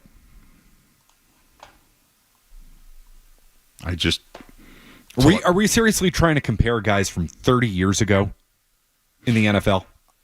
I mean, 35. In this day and age in the league, it's completely different. It's a different game. I would not compare the two. I think it's a very bad comparison. You know who I do compare him to? Stephon Diggs.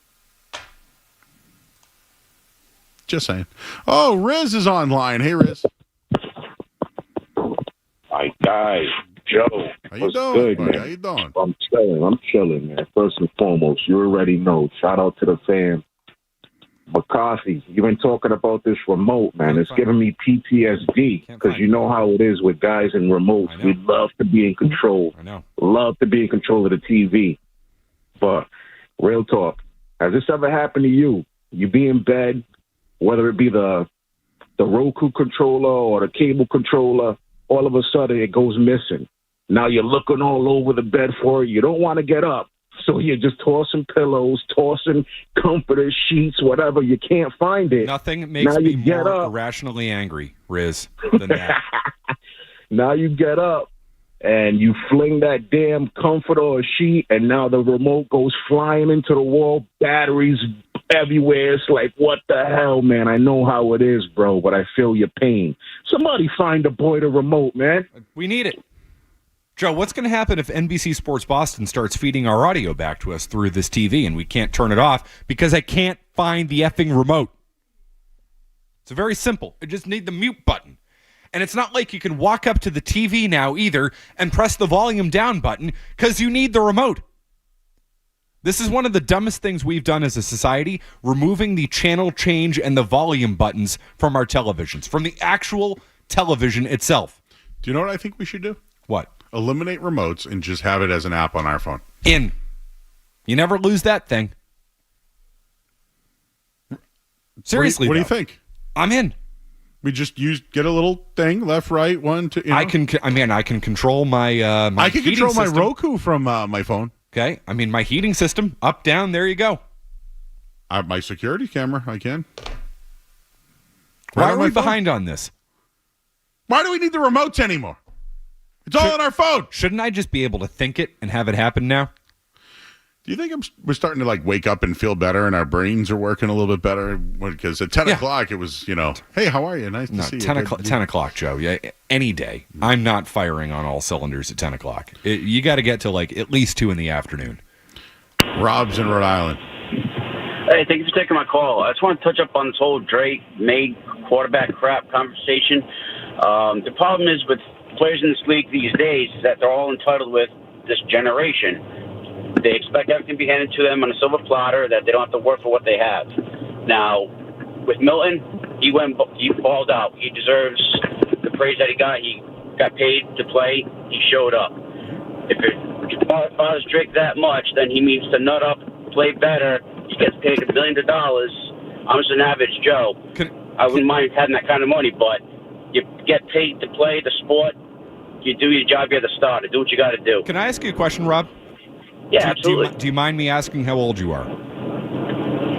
37. Okay, there we go. So I actually guess I can't blame you for this, because every time, Joe, I hear somebody say, oh, these young kids, they're so entitled, and I generally say, it's always the older generation's fault.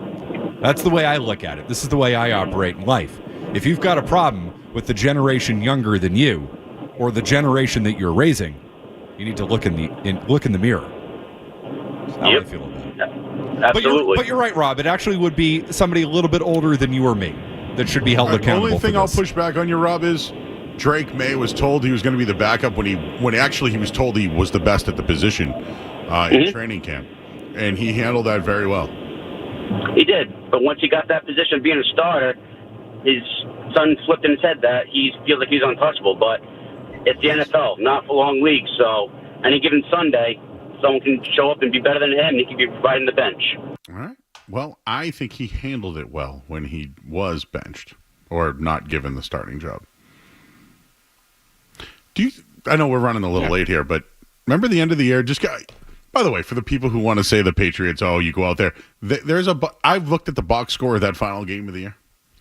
There were coaching decisions made in that game. Of course. How about kicking field goals? Couldn't you just have punted? I don't know, punted? Punt. That's a long field goal. It's punt. Because didn't they punt on their own 38 a couple of times this year? Sure, of course. In games they were trying to win. Ish. In games they were trying to win. Yes. If you try to win, you know what you can also try to do? You can try to lose. Say no one's gonna sell me on that they couldn't have tanked that game. Nobody will ever do that. Of course. It happens all the time in sports. Nobody will ever convince me. Just the fact of the matter is it was not going to benefit any of the people you wanted to actually have tank the game. Yes. That's what everybody's missing. Like don't hold it against them. It's not Gerard Mayo's fault he went out and won a game. If Drake May played and they lost that game, we'd be like, good for you, Drake. Yeah. Good for you. Drake May didn't have as much to play for in that game as Joe Milton. You would have been better off playing Drake May. Am I wrong about that, Joe? Yeah, I just wouldn't have. Guy won one game all year. I would have just, again, I would have started Jacoby Brissett as like hey man, we love you, thanks for everything you did, and just hand the ball off every play. And then on fourth down, punt. Yes. And then you can't tank a game. And then, how many handoffs did Bill Belichick give to Steven Jackson? That did happen once. I remember when Matt Castle threw the ball out of the end stand. Yep. Yeah, bring out Doug Flutie to drop kick a ball. Don't tell me you can't tank. Yeah, we've seen it happen. I'm sorry. No. That's on the night show. We have these no moral high ground kind of things. Nobody's going to tell me you can't tank. Good, because you can. Stand your ground on that. There's many ways to tank. Many. We got to go to break. Let's do it. I got something for you on the other side. Do you? I get the hot take at the top of the hour. But coming up on the other side, records are meant to be broken, or are they? We'll do that next here on the Sports Hub. More Joe Murray coming up on the Sports Hub.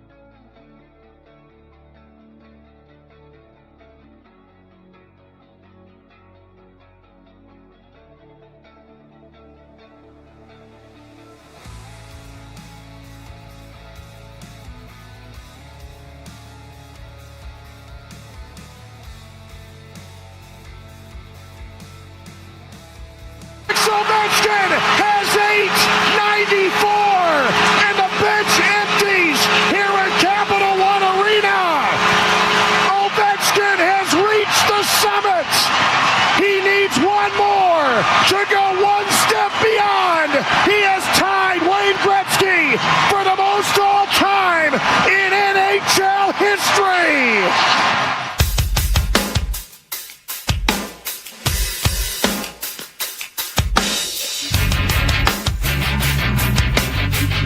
All right, man. Alex Ovechkin has tied Wayne Gretzky's record for goals in the NHL all time.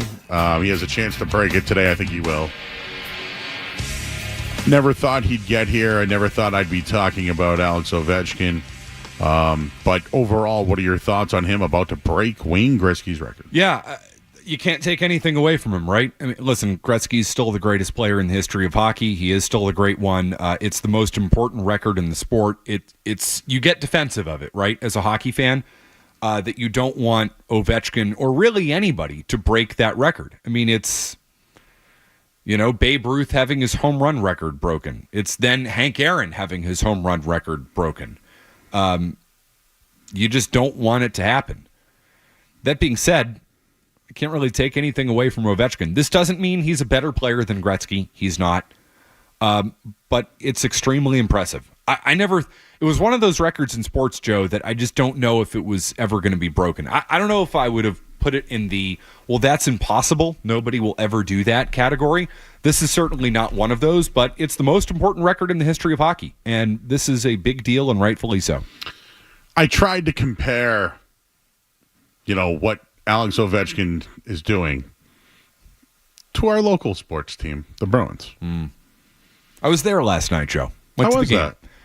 It was a great time. Had an awesome, they put up 5 goals, so actually, the Garden was kind of popping in the second and third period, which was nice. But so they didn't break a franchise or tie a franchise record for most losses. I thought I was going to be in the building for it history to happen. I mean, listen, if that's the only history I'm going to get, at least I want to be a part of it. No, it was fine. I mean, put it this way: the last game I went to there was the Four Nations final, so a bit of a drop off in play, bit of a drop off in energy, but I had myself a nice time at the old barn last night. Joe. Wonder how the Islanders fans today. You think they're going to be a little packed for this one? They should be. I mean, if you're in the building for a chance to watch somebody set the most important record in your sport, yeah, you should be. Whether or not it's an opposing player, it's a good take. What I was trying to do was wrap it around to David Pastrnak.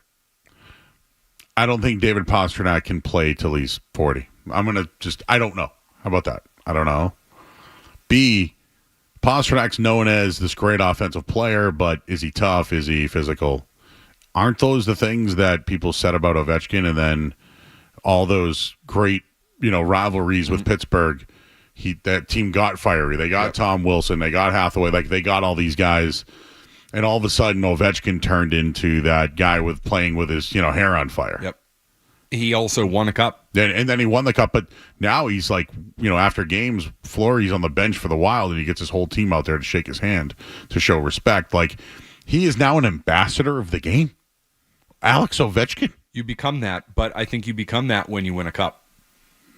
That changes who you are. Changes everything. Because if Ovechkin didn't have a cup, what's the first thing we'd be saying about him breaking this record? He never won. Didn't win a chair, yeah. He never won. So,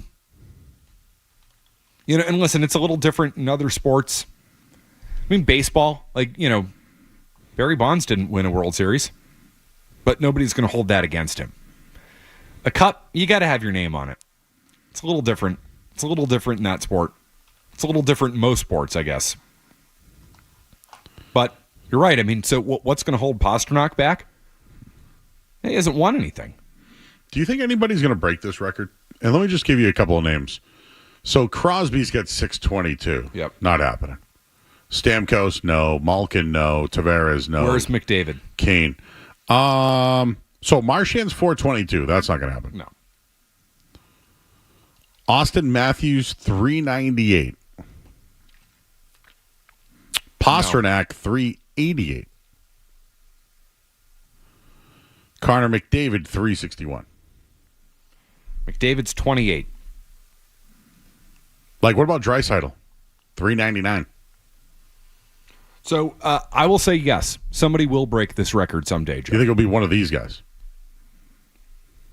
McDavid would be the one I'd pick. I mean, he's incredible. He's tremendous. That being said, I mean, McDavid, And it's like you look at last year. I mean, McDavid had 100 assists and 32 goals.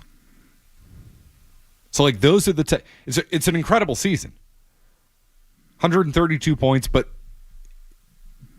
that math doesn't add up. I guess put it this way. If Gretzky's record's going to be broken, is somebody going to come along someday and score 1,000 goals in the NHL? Different eras? I don't know. I think so. I think somebody will break this record someday. Yeah, some guy goes, hey, stop comparing Ovechkin to the early years of Pasta. If you heard what I said, you're selective listening, is that I tried to bring up what could happen with Ovechkin locally. So we're dismissing Pasternak, right? To break the record? Yeah. Okay. So the guy that said to please, that just the guy that's chirping me. But we also named 5 other guys, too. Yes. Yeah. It's not an anti-Bruins thing. It's not an anti-Pasternak take. Like, is David Pasternak going to score 900 goals in his career? Is it crazy for me to say? I don't think so. Well, what I like to do, Matt, is take stories that are happening elsewhere and wrap them around to Boston sports. You localize them, which is the oldest trick in the book. So again, Alex Ovechkin about to break the record. Yep. I'm looking at a pure goal scorer in David Pasternak, who is known as, I don't want to, how about finesse player? Is that a good word? Yes. Isn't that what people thought Ovechkin was? Mm-hmm. Yep. And you mentioned the championship, right?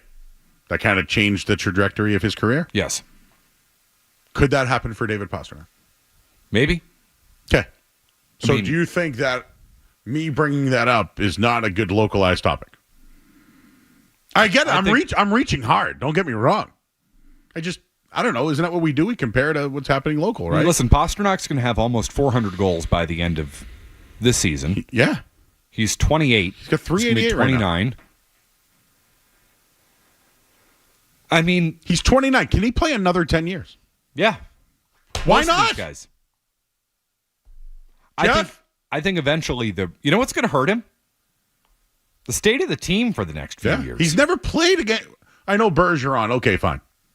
In the perfection line. Jeff, do you ever think that that Pasternak could catch Ovechkin or even Gretzky's record? Oh, Gretzky's record? No. The 894 is where I'm going. No. He's almost got 400 now. He's 29. I think he's going to get burnt out real quick. Okay, so that's what we all think. Yeah. Like, isn't that the story of Ovechkin, though? Did it the same many years as Gretzky? I think they're going to tie it for the most games, right? The same amount of games they're going to, if he does it today. If he does it today, yeah. Yeah. I mean, that is legitimately impressive, right? And Ovechkin, I mean, what, is he going to be done after this year? Probably not. Probably not. He can still play, can he? So McDavid's the guy that you think could break the record? I just think. But again, he's more of an assist guy. I just think he's incredible and one of the best players I've ever seen. I mean, like, McDavid's a better player than Ovechkin. You know what's wild? Pasternak's like only like really a 30-goal season behind Marchand, who played longer. Different players. I know that, but I guess I should be giving Marchand more credit, huh? Oh, well. All right. Well, the record's probably going to be broken today. You can talk about that if you want. All right. I got my hot take. I don't know if Matt's got one yet. I want it. I want to hear it. I don't know if anything's developed throughout the day. I'll work on something. I'll workshop it. I'll have something. Everyone is crapped on this one, so get ready for the crap. I can't wait to tell you how bad it is. All right. We got a break. It's the final hour of the show here on 98.5 The Sports Hub. Don't go anywhere. There's more Joe Murray. On the way.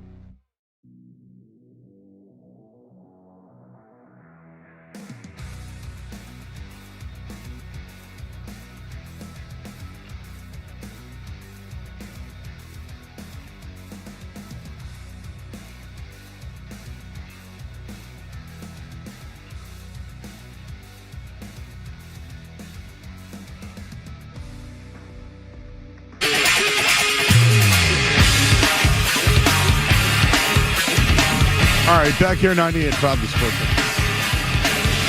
The Islanders-Washington game's underway. I wonder if we get a goal. Right now, it's 2-0 Islanders, so that's on right now. So, Jeff, you got to run on that bad boy if it happens. You let us know. Actually, you should hit the breaking news sounder if it does happen. I agree. Wait, is that game on? Can we get It's that on right TV? now. What channel? It's on TNT. TNT, yeah. You know what I did see? Let's go find another remote now. But here's the deal. Do you know what they do is when Shohei Ohtani comes to the plate, they go away to go to all Ohtani bats. That will happen today at 1:35. How do you feel about that? Every time Ohtani comes to the plate, they show it. I love it. I think that's cool. Yeah. What's that on MLB Network? Yeah. They should. Yeah. He's the biggest star in the sport. I want to watch him hit every time I can. I'm going to save my take for a little bit here because I know some people want to get in on the action here. We want them. This is the final hour of the show. Matt McCarthy's here. I'm Joe Murray.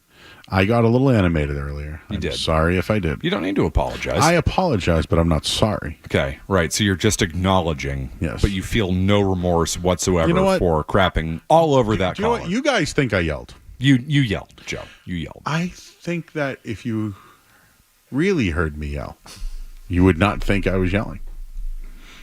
Jeff, did he yell? Yeah, he was yelling. But do you think I could get louder? Oh, yeah. Absolutely. Oh, yeah. No, I have no doubt about that. So for me, I don't think I was yelling. You were at a 6. You weren't at a 10. Yeah. But you were still yelling. But I'm a large man, so sometimes it comes off as yelling. No, you were yelling. I don't think it has anything to do with the size of your body, Joe. You were yelling. You're looking great, by the way. Thank you. Svelte. For the record, you always yell and shout, and you're incredibly annoying. The less you have to say, the louder you say it. From Howard Kellman, LLC. LLC, huh? Esquire. I know. I don't know. He doesn't like me. I'm annoying. Sorry. I take offense to that. Objection. No, it's... Hey, listen, I can't be loved by everybody. You know? You okay with that? I don't care what Howard has to say. Yeah, suck on that, Howard. It's not even that. It's just that, like, you're listening right now, so who's really the loser here? Let's start with Jason in the car. Hi, Jason. Well, I tell you, I like you, Joe. Thank you. I love your takes, and I have to say, I got a lot I want to spit out. I'm going to do it as fast as I can. I agree 100%. I believe Kraft made a deal with Mayo saying, I'm going to give you one more year if you tank this game, and he didn't do it, so he got canned because the timing, if you remember, it was exactly right when the game ended, he was fired. So, also, I think Campbell, where I disagree, I think Campbell is a beast. I think he's going to be on the Patriots. Travis Hunter, we've seen him before with Charles Woodson and Champ Bailey. I think he's going to turn into a full-time corner.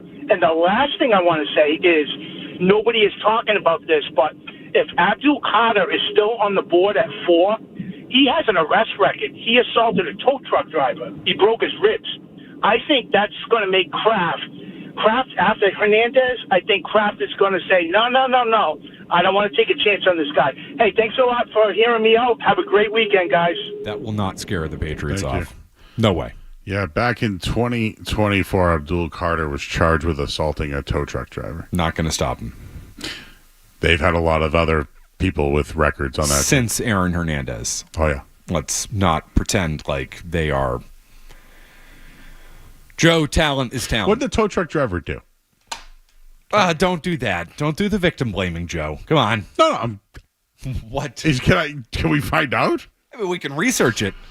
But I wouldn't necessarily jump to the conclusion of what did the truck driver do to justify. Has a tow truck driver ever tried to take your car and you were there for it? No. Jeff? No, I've gotten there after the fact. Do you know what's happened to me before? What? Do you know what they did? What? They said $100. So I went, gave him $100 cash, and they didn't tow my car. Do you think he reported that money? Or do you think I just greased him $100 not to tow my car? Wait a minute. Were you trying? I was in Jamaica playing. Okay. Yep. When I came out, My car was about to be on the lift. Got it. And I said, dude, what's going on? And he goes, your time was up. I said, no, it's not. And he goes, dude, I already called it in, $100. I'll take it right off. There you go. Took it off. Easy. That was it. By the way, an example of why you need to carry cash. Mm. You ever paid off a mechanic before? Absolutely. Get that sticker? Yeah. You think he's taking Venmo? Walk down there, you know? Joe got real quiet. Did I just say something I shouldn't have said? We good? Matt is in the car. Matt. Hey, guys. Joe, I was listening to what you were saying earlier, and I want to tell you, I 100% agree with you. The Patriots should have lost that game last year. There's no reason they won that game. They should have definitely lost it. The number one pick would have been huge. My question is if they had lost that game, who do you think they would have taken number one? See, the beauty of or do you think they would have? Do you think they would have kept the pick, or do you think they would have traded it? I think they would have dangled it out to the highest bidder, meaning Cleveland Giants. Right. You try to fall down a couple of spots for somebody who wants to go up and get Cam Ward, and as a result, you still get Carter or Hunter. And if you stay there, if you stick and pick, you take Carter. I think Carter's probably who they want because of the defensive mindset and get after the passer. It's more valuable. In this league, right? Pass rushers, corners, left tackles. Yep, they already have a corner. You know, and there's no left tackle in this draft. And most wide receivers are either drafted or you trade for them. Right. So, would have been Carter. Carter would have been the guy. Yeah, I would have if the Titans were at 2 and they want Cam Ward, right? I would say, hey, we're getting calls from the Giants and Cleveland, and we'll just move back with you. You give us a 3rd round pick, and we'll call it a day. And then let's say somebody wants Shedeur Sanders. Hey, this what happened with Jason Tatum. Celtics had the number 1 overall pick. They traded it back. The 76ers wanted Markelle Fultz. Ball was going to the Lakers, so they knew it. They would have drafted Tatum at 1 if they could, but they saw a chance to work on it. Jim is in Randolph. Hey, Jim. How are you? How you doing? Good. Joe, Matt. I'm just curious what you think about, the Gretzky years compared to, when Ovechkin came into the league. The equipment for the goalies has totally changed. I mean, you can't – it's very hard to score with all the equipment they have now. So do you think Gretzky had it easier scoring his goals than Ovechkin? Yeah. Yeah, definitely. And I'm not knocking Gretzky. Gretzky had, human protectors on his line. I don't think Ovechkin did. He had to, you know? It's not saying that, they did it different ways, right? One was that hard hitting, right? That winger that became tough. Where Gretzky was just, didn't Gretzky make everybody else better though? I don't know if it's 2 different positions, right? Yes. Yep. But to credit Ovechkin, it was harder to score goals. Yes. But he just seemed like the first, I'd say,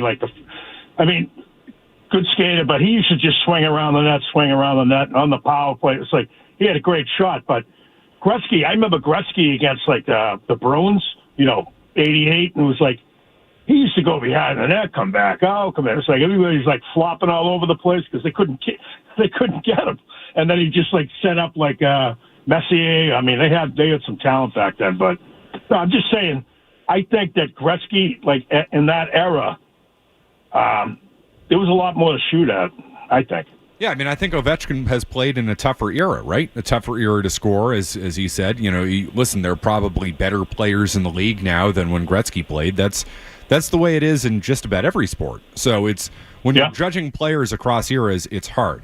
I think Gretzky's the greatest player in the history of hockey. I don't think, who would you take on your team, Gretzky or Ovechkin? Gretzky. Gretzky had almost 2,000 assists. I think, and I'll look it up right now. Alex Ovechkin has 724. Do you think that Gretzky tried to feed other guys instead of trying to pile on the goal record? The guy had, as you said, 1,963 assists. Come on. Nearly had 3,000 points. Okay, so Ovechkin has half of that with the record. Yeah. Yeah. Different era. Oh, yeah. Right? I mean, it's harder to score now. And, I mean, let's be honest. The players are better now. Human beings are better now. Who do you think athletes are better now? Later in their career, though, who's better? It's Ovechkin, right?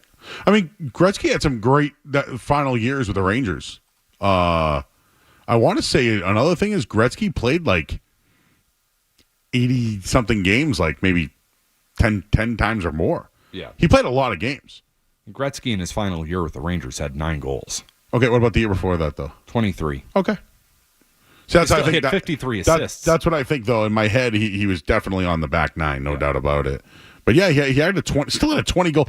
I mean, we're praising Marchand for what, 12, 20 goal seasons? How many did Gretzky have? Gretzky was a plus 184, 85.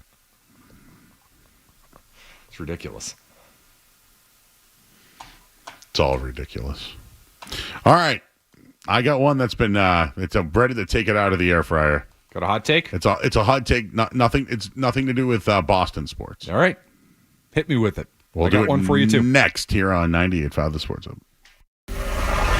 You're listening to Joe. You're listening to Joe Murray on 98.5. You're listening to Joe Murray.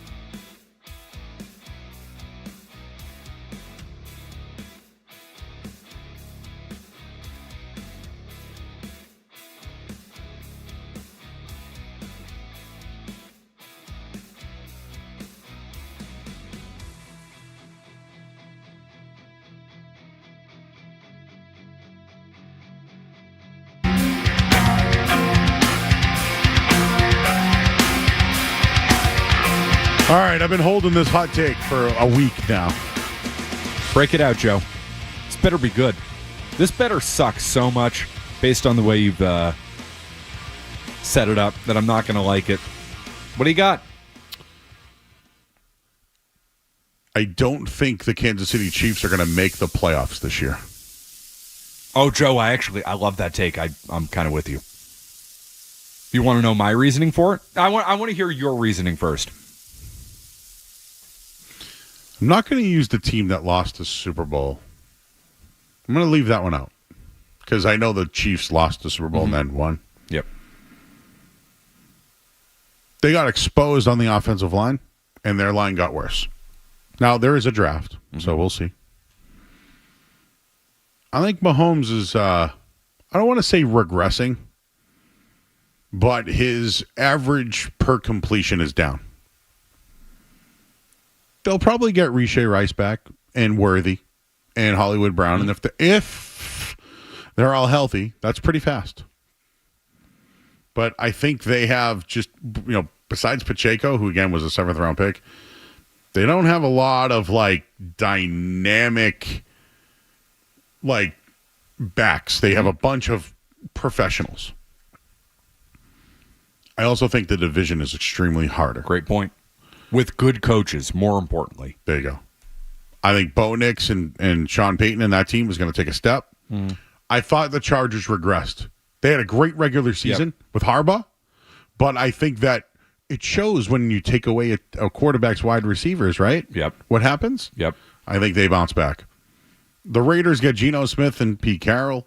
Good coach. So I just think the division's harder this year. And 3 teams got into the playoffs from that division last year. Yes. I don't think 3 teams get in this year. No, because they beat each other up. And Joe, I love the take. This is a good take. Wow. I love the take. Can I give you one more very important factor that you're going to laugh at? Give it to me. I predict to you that Taylor Swift will break up with Travis Kelce. That whole thing was bad for the brand. He's kind of washed. And let me tell you, when she leaves you, nothing good happens to you. Well, she's got some type of deal with the devil. She's got something going on there. The second she washes your hands of you, it's downhill for you, buddy, and downhill for everything else around you. Oh, yeah. You it's like trading away your best player like Mookie Betts or, Luka Doncic. You go to the island of irrelevancy. Mm-hmm. I'm telling you. Karma is a god. Karma is the breeze in my hair on the weekend. Karma is a relaxing thought. Except for you, it's not. Sweet like honey. Love the take, Joe. Love the take, and just let me add that little karma thing on top of it too. When she it's going to happen. That was bad for the brand. She's going to dump that thing like you wouldn't believe. It's a good take. Good take. I got shut down from everybody but you. Come on. Can't you see it? I was workshopping this last night. The Super Bowl loser thing. They've played 1 million games. It's hard. Now we're reaching the point where you have to work really, really, really hard to sustain that thing. What they've done for the last 5 years has been incredible. Don't get me wrong. Last 6, 7 years at this point. But you got to pay to keep it together. Mahomes needs to stay in shape. Like all those things. The thing that makes the second part of the Patriots dynasty so amazing is the fact that they kept it together as long as they could. Brady was maniacal about winning, and in some ways it's the 10-year gap without winning a Super Bowl that in some ways drives them, right? It was the push for 4. You have to get to 4, and then it was Deflategate and all that stuff, and then the Malcolm Butler thing happened. All the drama actually fueled them to be better because you had 2 maniacal sick people in Brady and Belichick doing that thing. Is Patrick Mahomes that? Is Andy Reid that? As great as they both are they that maniacal? I'm reading after the Super Bowl, Joe, that there was a Chiefs coach who said, it's tiring coming back here every year. That whole quote. We had the kind of the Super Bowl winner hangover. We were playing a lot of games. It's tiring. Second I hear something like that, I say, you don't have what it takes. You don't have what it takes? Good take, Joe. Right now, the Chiefs are the favorites to win the AFC West. What odds can I get on them missing this playoffs? Okay, I gotta get that one for you because I'm heavy on it because you're going to get incredible odds on that. I think Denver is going to win the division plus 340. Right I don't like that as much. Not a Bo Nix guy, but that's a good take. I'm proud of you for that one, Joe. Well, thank you. Their win total, just so you know, because I want to be consistent, is 11.5. Under. Thank you. What's the highest win total in the NFL? Can you look that up? Because that feels like the books. I mean, wouldn't you say in a 17-game season that they should be higher than 11.5? Bills, Ravens have 11.5, so 11.5. 11.5. Okay, all right. So under. So while we're at that, who would be spitballing, just hypothetically, what would be your playoff teams in the AFC? Buffalo. I'll have Buffalo, Baltimore. I'm going Denver winning the division. I'm just trying to go through divisions here. And I'll go with the Houston. Yeah. So those are my 4 division winners. I think Pittsburgh, if they get Aaron Rodgers. I think Pittsburgh in general. Yep. Well, okay. Give me Cincinnati. Okay. They okay. Give me Cincinnati. Don't give me Pittsburgh. And that means that 2 teams now are from the the north. Yep. Give me. Does a second team from the AFC East make it? Like Dolphins, Patriots? I think the Patriots can be the 7th seed. I think that's their ceiling. So you know what, Joe? Give me the Patriots. Okay. Give me the Patriots 7 seed. Okay, I'm going to put them to the side. How about the Chargers? Do you think they make the playoffs? I actually think the Raiders make the playoffs. Okay. Out of that division. So that means that the Chargers are out, Raiders in. Yeah. Give me the Raiders. Give me 2 out west. Give me the Patriots, 7th seed. Why not? Give it to me, Joe. I'm just trying to find the other teams if they don't make the playoffs. Who does? Yeah. And I would need the Chargers. I would need the Chargers in this case, not to. You know what? Can I back away from that for a second? I can't sit here and say the Chiefs are going to miss the playoffs and the Patriots are going to make. I can't do that. Not in good conscience. So the Patriots will be on the outside looking in. Because I don't think, Joe, I do not like the Chiefs entering this year. I don't. Give me the Chargers then. Why not? Screw it. 3 teams from that division. No Kansas City. They just miss out. They go 8-9. Pittsburgh's my other team for some reason. Yeah. Out on that. Conference feels a little better. That's going to hurt Pittsburgh. You got a hot take? I got a hot take for you. John Henry, pretty good owner. We've crapped all over him for 5 years, rightfully so, by the way.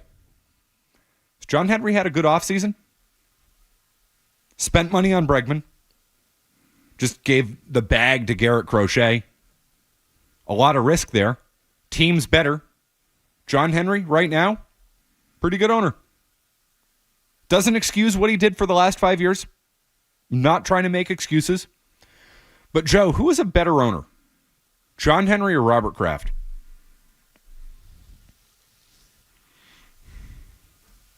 Who spends more money in his sport relative to the competition? John Henry or Robert Kraft? John Henry. Not even close. Not even close. The Red Sox have been a mess. Don't get me wrong. Who's been worse? Have the Red Sox bottomed out the way the Patriots have over the last couple of years? The Red Sox bottoming out is them being boring and winning 78 games, which isn't great. Don't get me wrong. I'll say this. John Henry, better owner the Patriots than Robert Kraft. The Patriots bottomed out, and maybe it was a little bit of too much rope for Belichick, and he ended up, using that on himself. The Mayo thing was on Kraft. The Red Sox not spending money, that was just, I think, an owner not being engaged. Okay, so the Red Sox have not spent money the way they should have over the last 5 years. I've ripped them for it. We all have. You know, the Red Sox were a luxury tax team 3 years ago? Yeah. Like in 2022. Mm-hmm. Now, they shied away from long-term commitments because that was their business approach, but they haven't bottomed out the way the Patriots did. And John Henry right now, I know the Patriots, got Milton Williams and all that, but John Henry's been more aggressive this offseason than Robert Kraft has been. I mean, the Garrett Crochet thing, that's legit, man. That's legit. So, I know everybody didn't like it when John Henry puffed that cigar after signing Bregman. Puff the cigar, John. If I'm going to criticize you, I need to be fair and praise you when you do good things. And John Henry's done well. He's done very well this offseason. So, there you go. It's the hot take. John Henry greater than Robert Kraft. And he has been for some time now. Last 5 years, who's been better? John Henry or Robert Kraft? I think the Red Sox have been really good owners. I know the team they've lost some of their fan base, but for the most part of the whole entire run here, they've been good owners. Oh, for 15 out of 20 years they've been here, they've been good. The last 5 years, Joe, they haven't been, but they've changed their approach. So I should call it what it is, right? If I'm going to rip them for the last 5 years for not approaching it the way they should, shouldn't I praise them for approaching it the way they should, which they've done this offseason? And for the vast majority of their ownership they've done? Yeah. There you have it. Okay. We rip Henry more in this town than we rip Robert Kraft, and I'm not convinced that's totally deserved. Let me ask you this, just to throw this out there. Who do you think knows more about the game and projections? Kraft or Henry? And the reason why I'm going to say Henry is because he forecasted what the Marlins would be. Yes. They won a championship. He realized we got to unload. Mm-hmm. Sold the team. They got back into the mix. They didn't win the bid, but they had the best group. They got the Red Sox. They didn't build a new Fenway. They improved it. They went all in.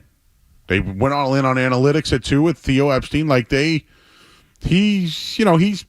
gave money to certain guys. Who's that? Bill James, who's crazy now. But like he's tried things, right? Like he's tried to be innovative. And has Robert Kraft? Who's a better soccer owner? Robert Kraft or John Henry? Well, oh my God. It's not even close. Well, it's definitely Henry, but I'm not saying the Liverpool loves him by any means. It's different leagues, right? But yeah, I mean, John Henry owns the PGA. I mean, he owns Liverpool, owns the Red Sox, is going to own an NBA team one day. So if you're saying who's been a, better businessman, I mean, they're both great businessmen. I think we can all agree with that. But yeah, I'm just saying, Joe, I think the conversation needs to change a little bit around John Henry right now.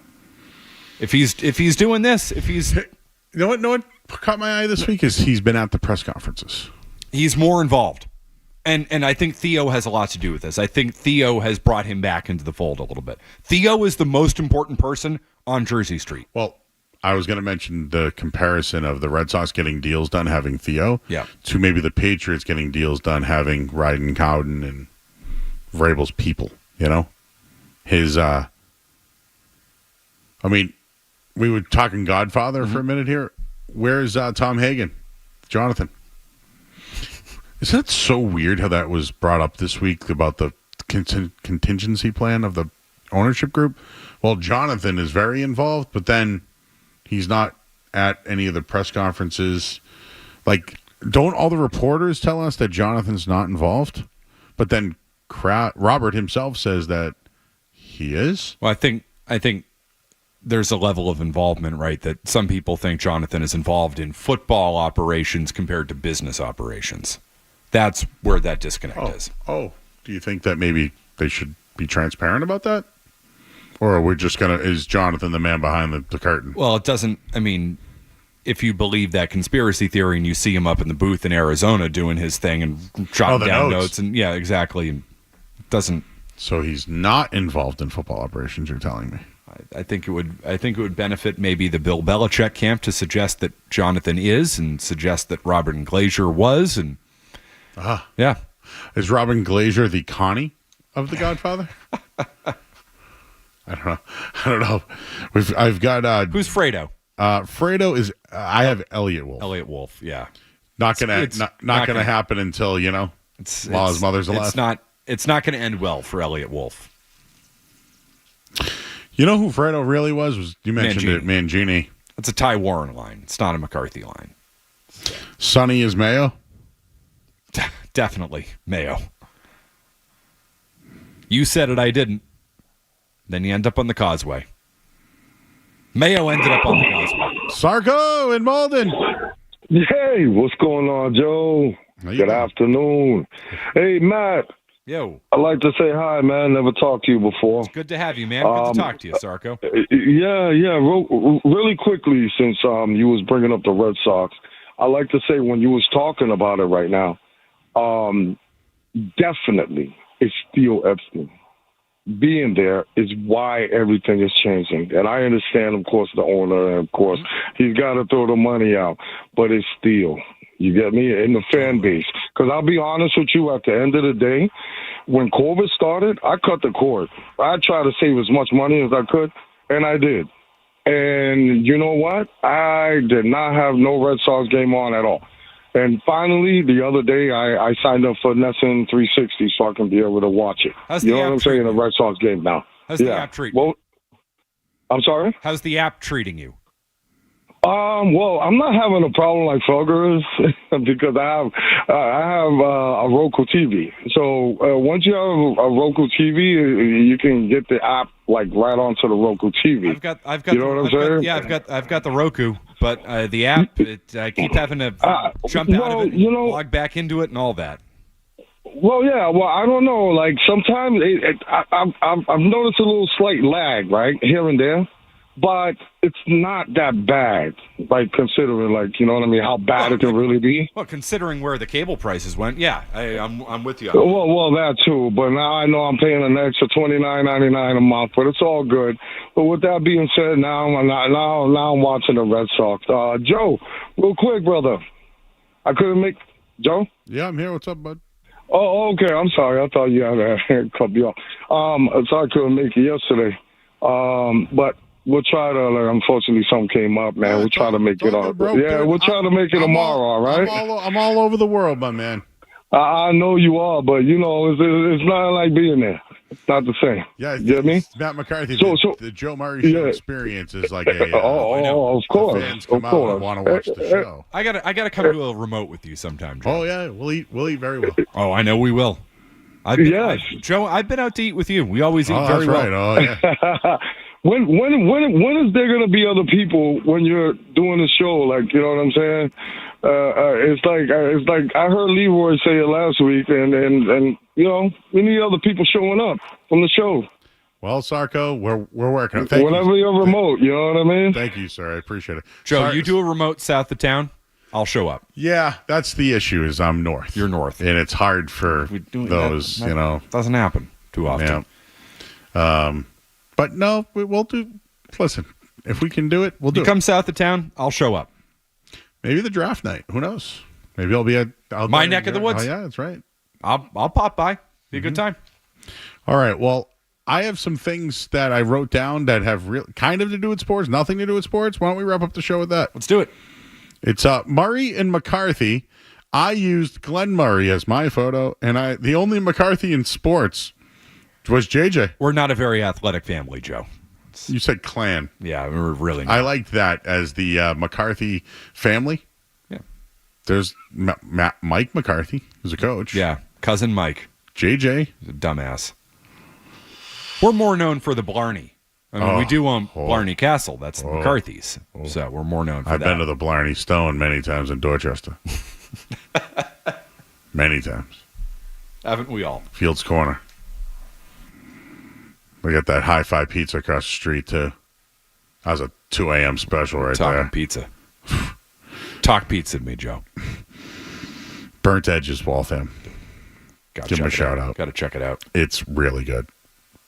You want a bar pie? I want a bar pie. It's worth it. It's down the street. All right, we'll wrap this bad boy up on the other side. 98.5 The Sports Hub. More Joe Murray coming up on the Sports Hub.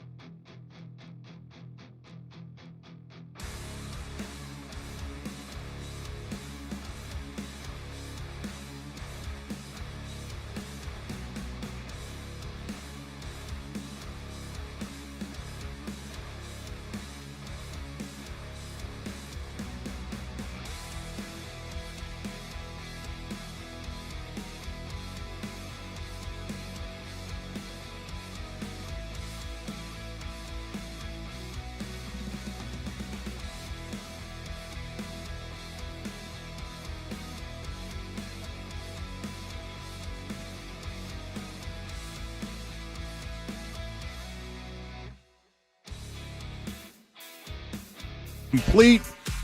895 goals just scored on the power play. He dived like Bobby Orr after he scored the goal. Not sure if that was an homage or whatnot, but he is hugging everybody. They have stopped the game. 895 goals. Matt McCarthy, here's your chance to see it. What a snipe! He dived more of it. Yeah, he dived. It's my first chance watching it, Joe. It's a goal scorer's goal right there. He didn't look at the net! It's a goal scorer's goal. That's his spot. Yep. It's a great moment for the sport. It is. Do you think we'll call it that spot the Ovi spot? Like it's like Gretzky's office, yeah. We in on that? Yep. I mean, he's the first player I think of when I think of that part of the ice. Look at Wayne Gretzky. Happy about it. He's just happy he doesn't have to follow him around anymore. He's like, man, get me out of here. Yep. Good for him. Again, I didn't think he could do that. I didn't think anybody could do this. But man, has anybody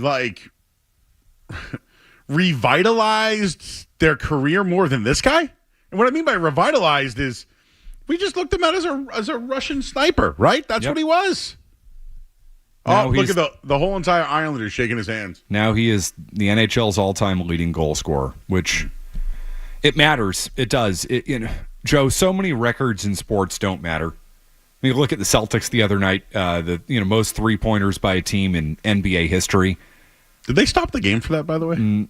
They're rolling out a carpet. No, but did the Celtics stop the game? This is big news. I get it. I'm just saying the Celtics one they didn't, right? I don't think the Celtics even acknowledged it besides on the broadcast, but whatever. Do you mind them rolling out Not the at carpet all. here? No, I don't either. This is never going to happen again in my life. I mean, it matters. This matters.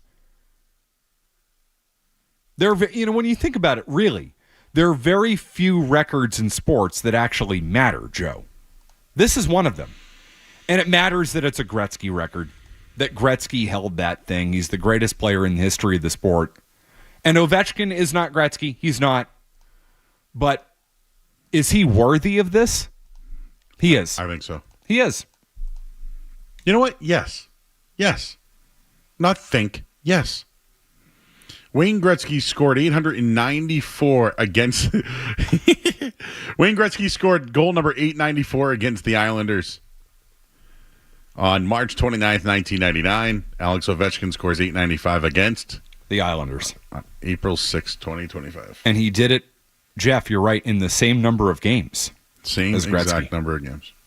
We can't play it for you because when the games are on, we can't play live audio. Which, I don't know if that's still true. We just don't do it. We can't. I don't want to get in trouble with that. No. You know it. They should just go home now, right? Why even play the game? It's 2-1, call it a day? Yep. We'll just forfeit the rest of the game? What are the records off the top that matter to you in sports? Joe DiMaggio, 56, has never happened. No doubt. Again. Nobody's Never. ever doing it. I already talked to you off the air. I don't think anyone's doing 300 wins in baseball. No, I don't think so either. That's done. But that's a milestone. That's not a record. You know what I mean? There's a difference. You know what's funny? Do you think people are going to do, well, my record for all-time goal scorer is Gretzky, not Ovechkin. Sure. There'll as be it people is who to do Bonds, to McGuire, to Ruth. I mean, there is the steroid thing with Bonds. Not that I hold that against him because everybody was doing it in that era. And Bonds, but Bonds is a worthy home run king. I mean, not that it's going to happen, but let's say Shohei Ohtani broke Barry Bonds' record, and it's not going to happen. Like that, it matters who holds the record. Like 61 matters in baseball because that was the number, but Roger Maris himself doesn't, and you hate to say it, doesn't matter. It was the number. This matters, not only because of the number, but because of the player, because he's worthy of it. He is. The O spot? The OV spot? Yeah, the O spot. The O spot. I thought we were getting kinky. I don't know. That sounded I'm not. a little... Don't go anywhere. There's more Joe Murray. More Joe Murray. On the way on 98.5 The Sports Hub. Join 98.5 The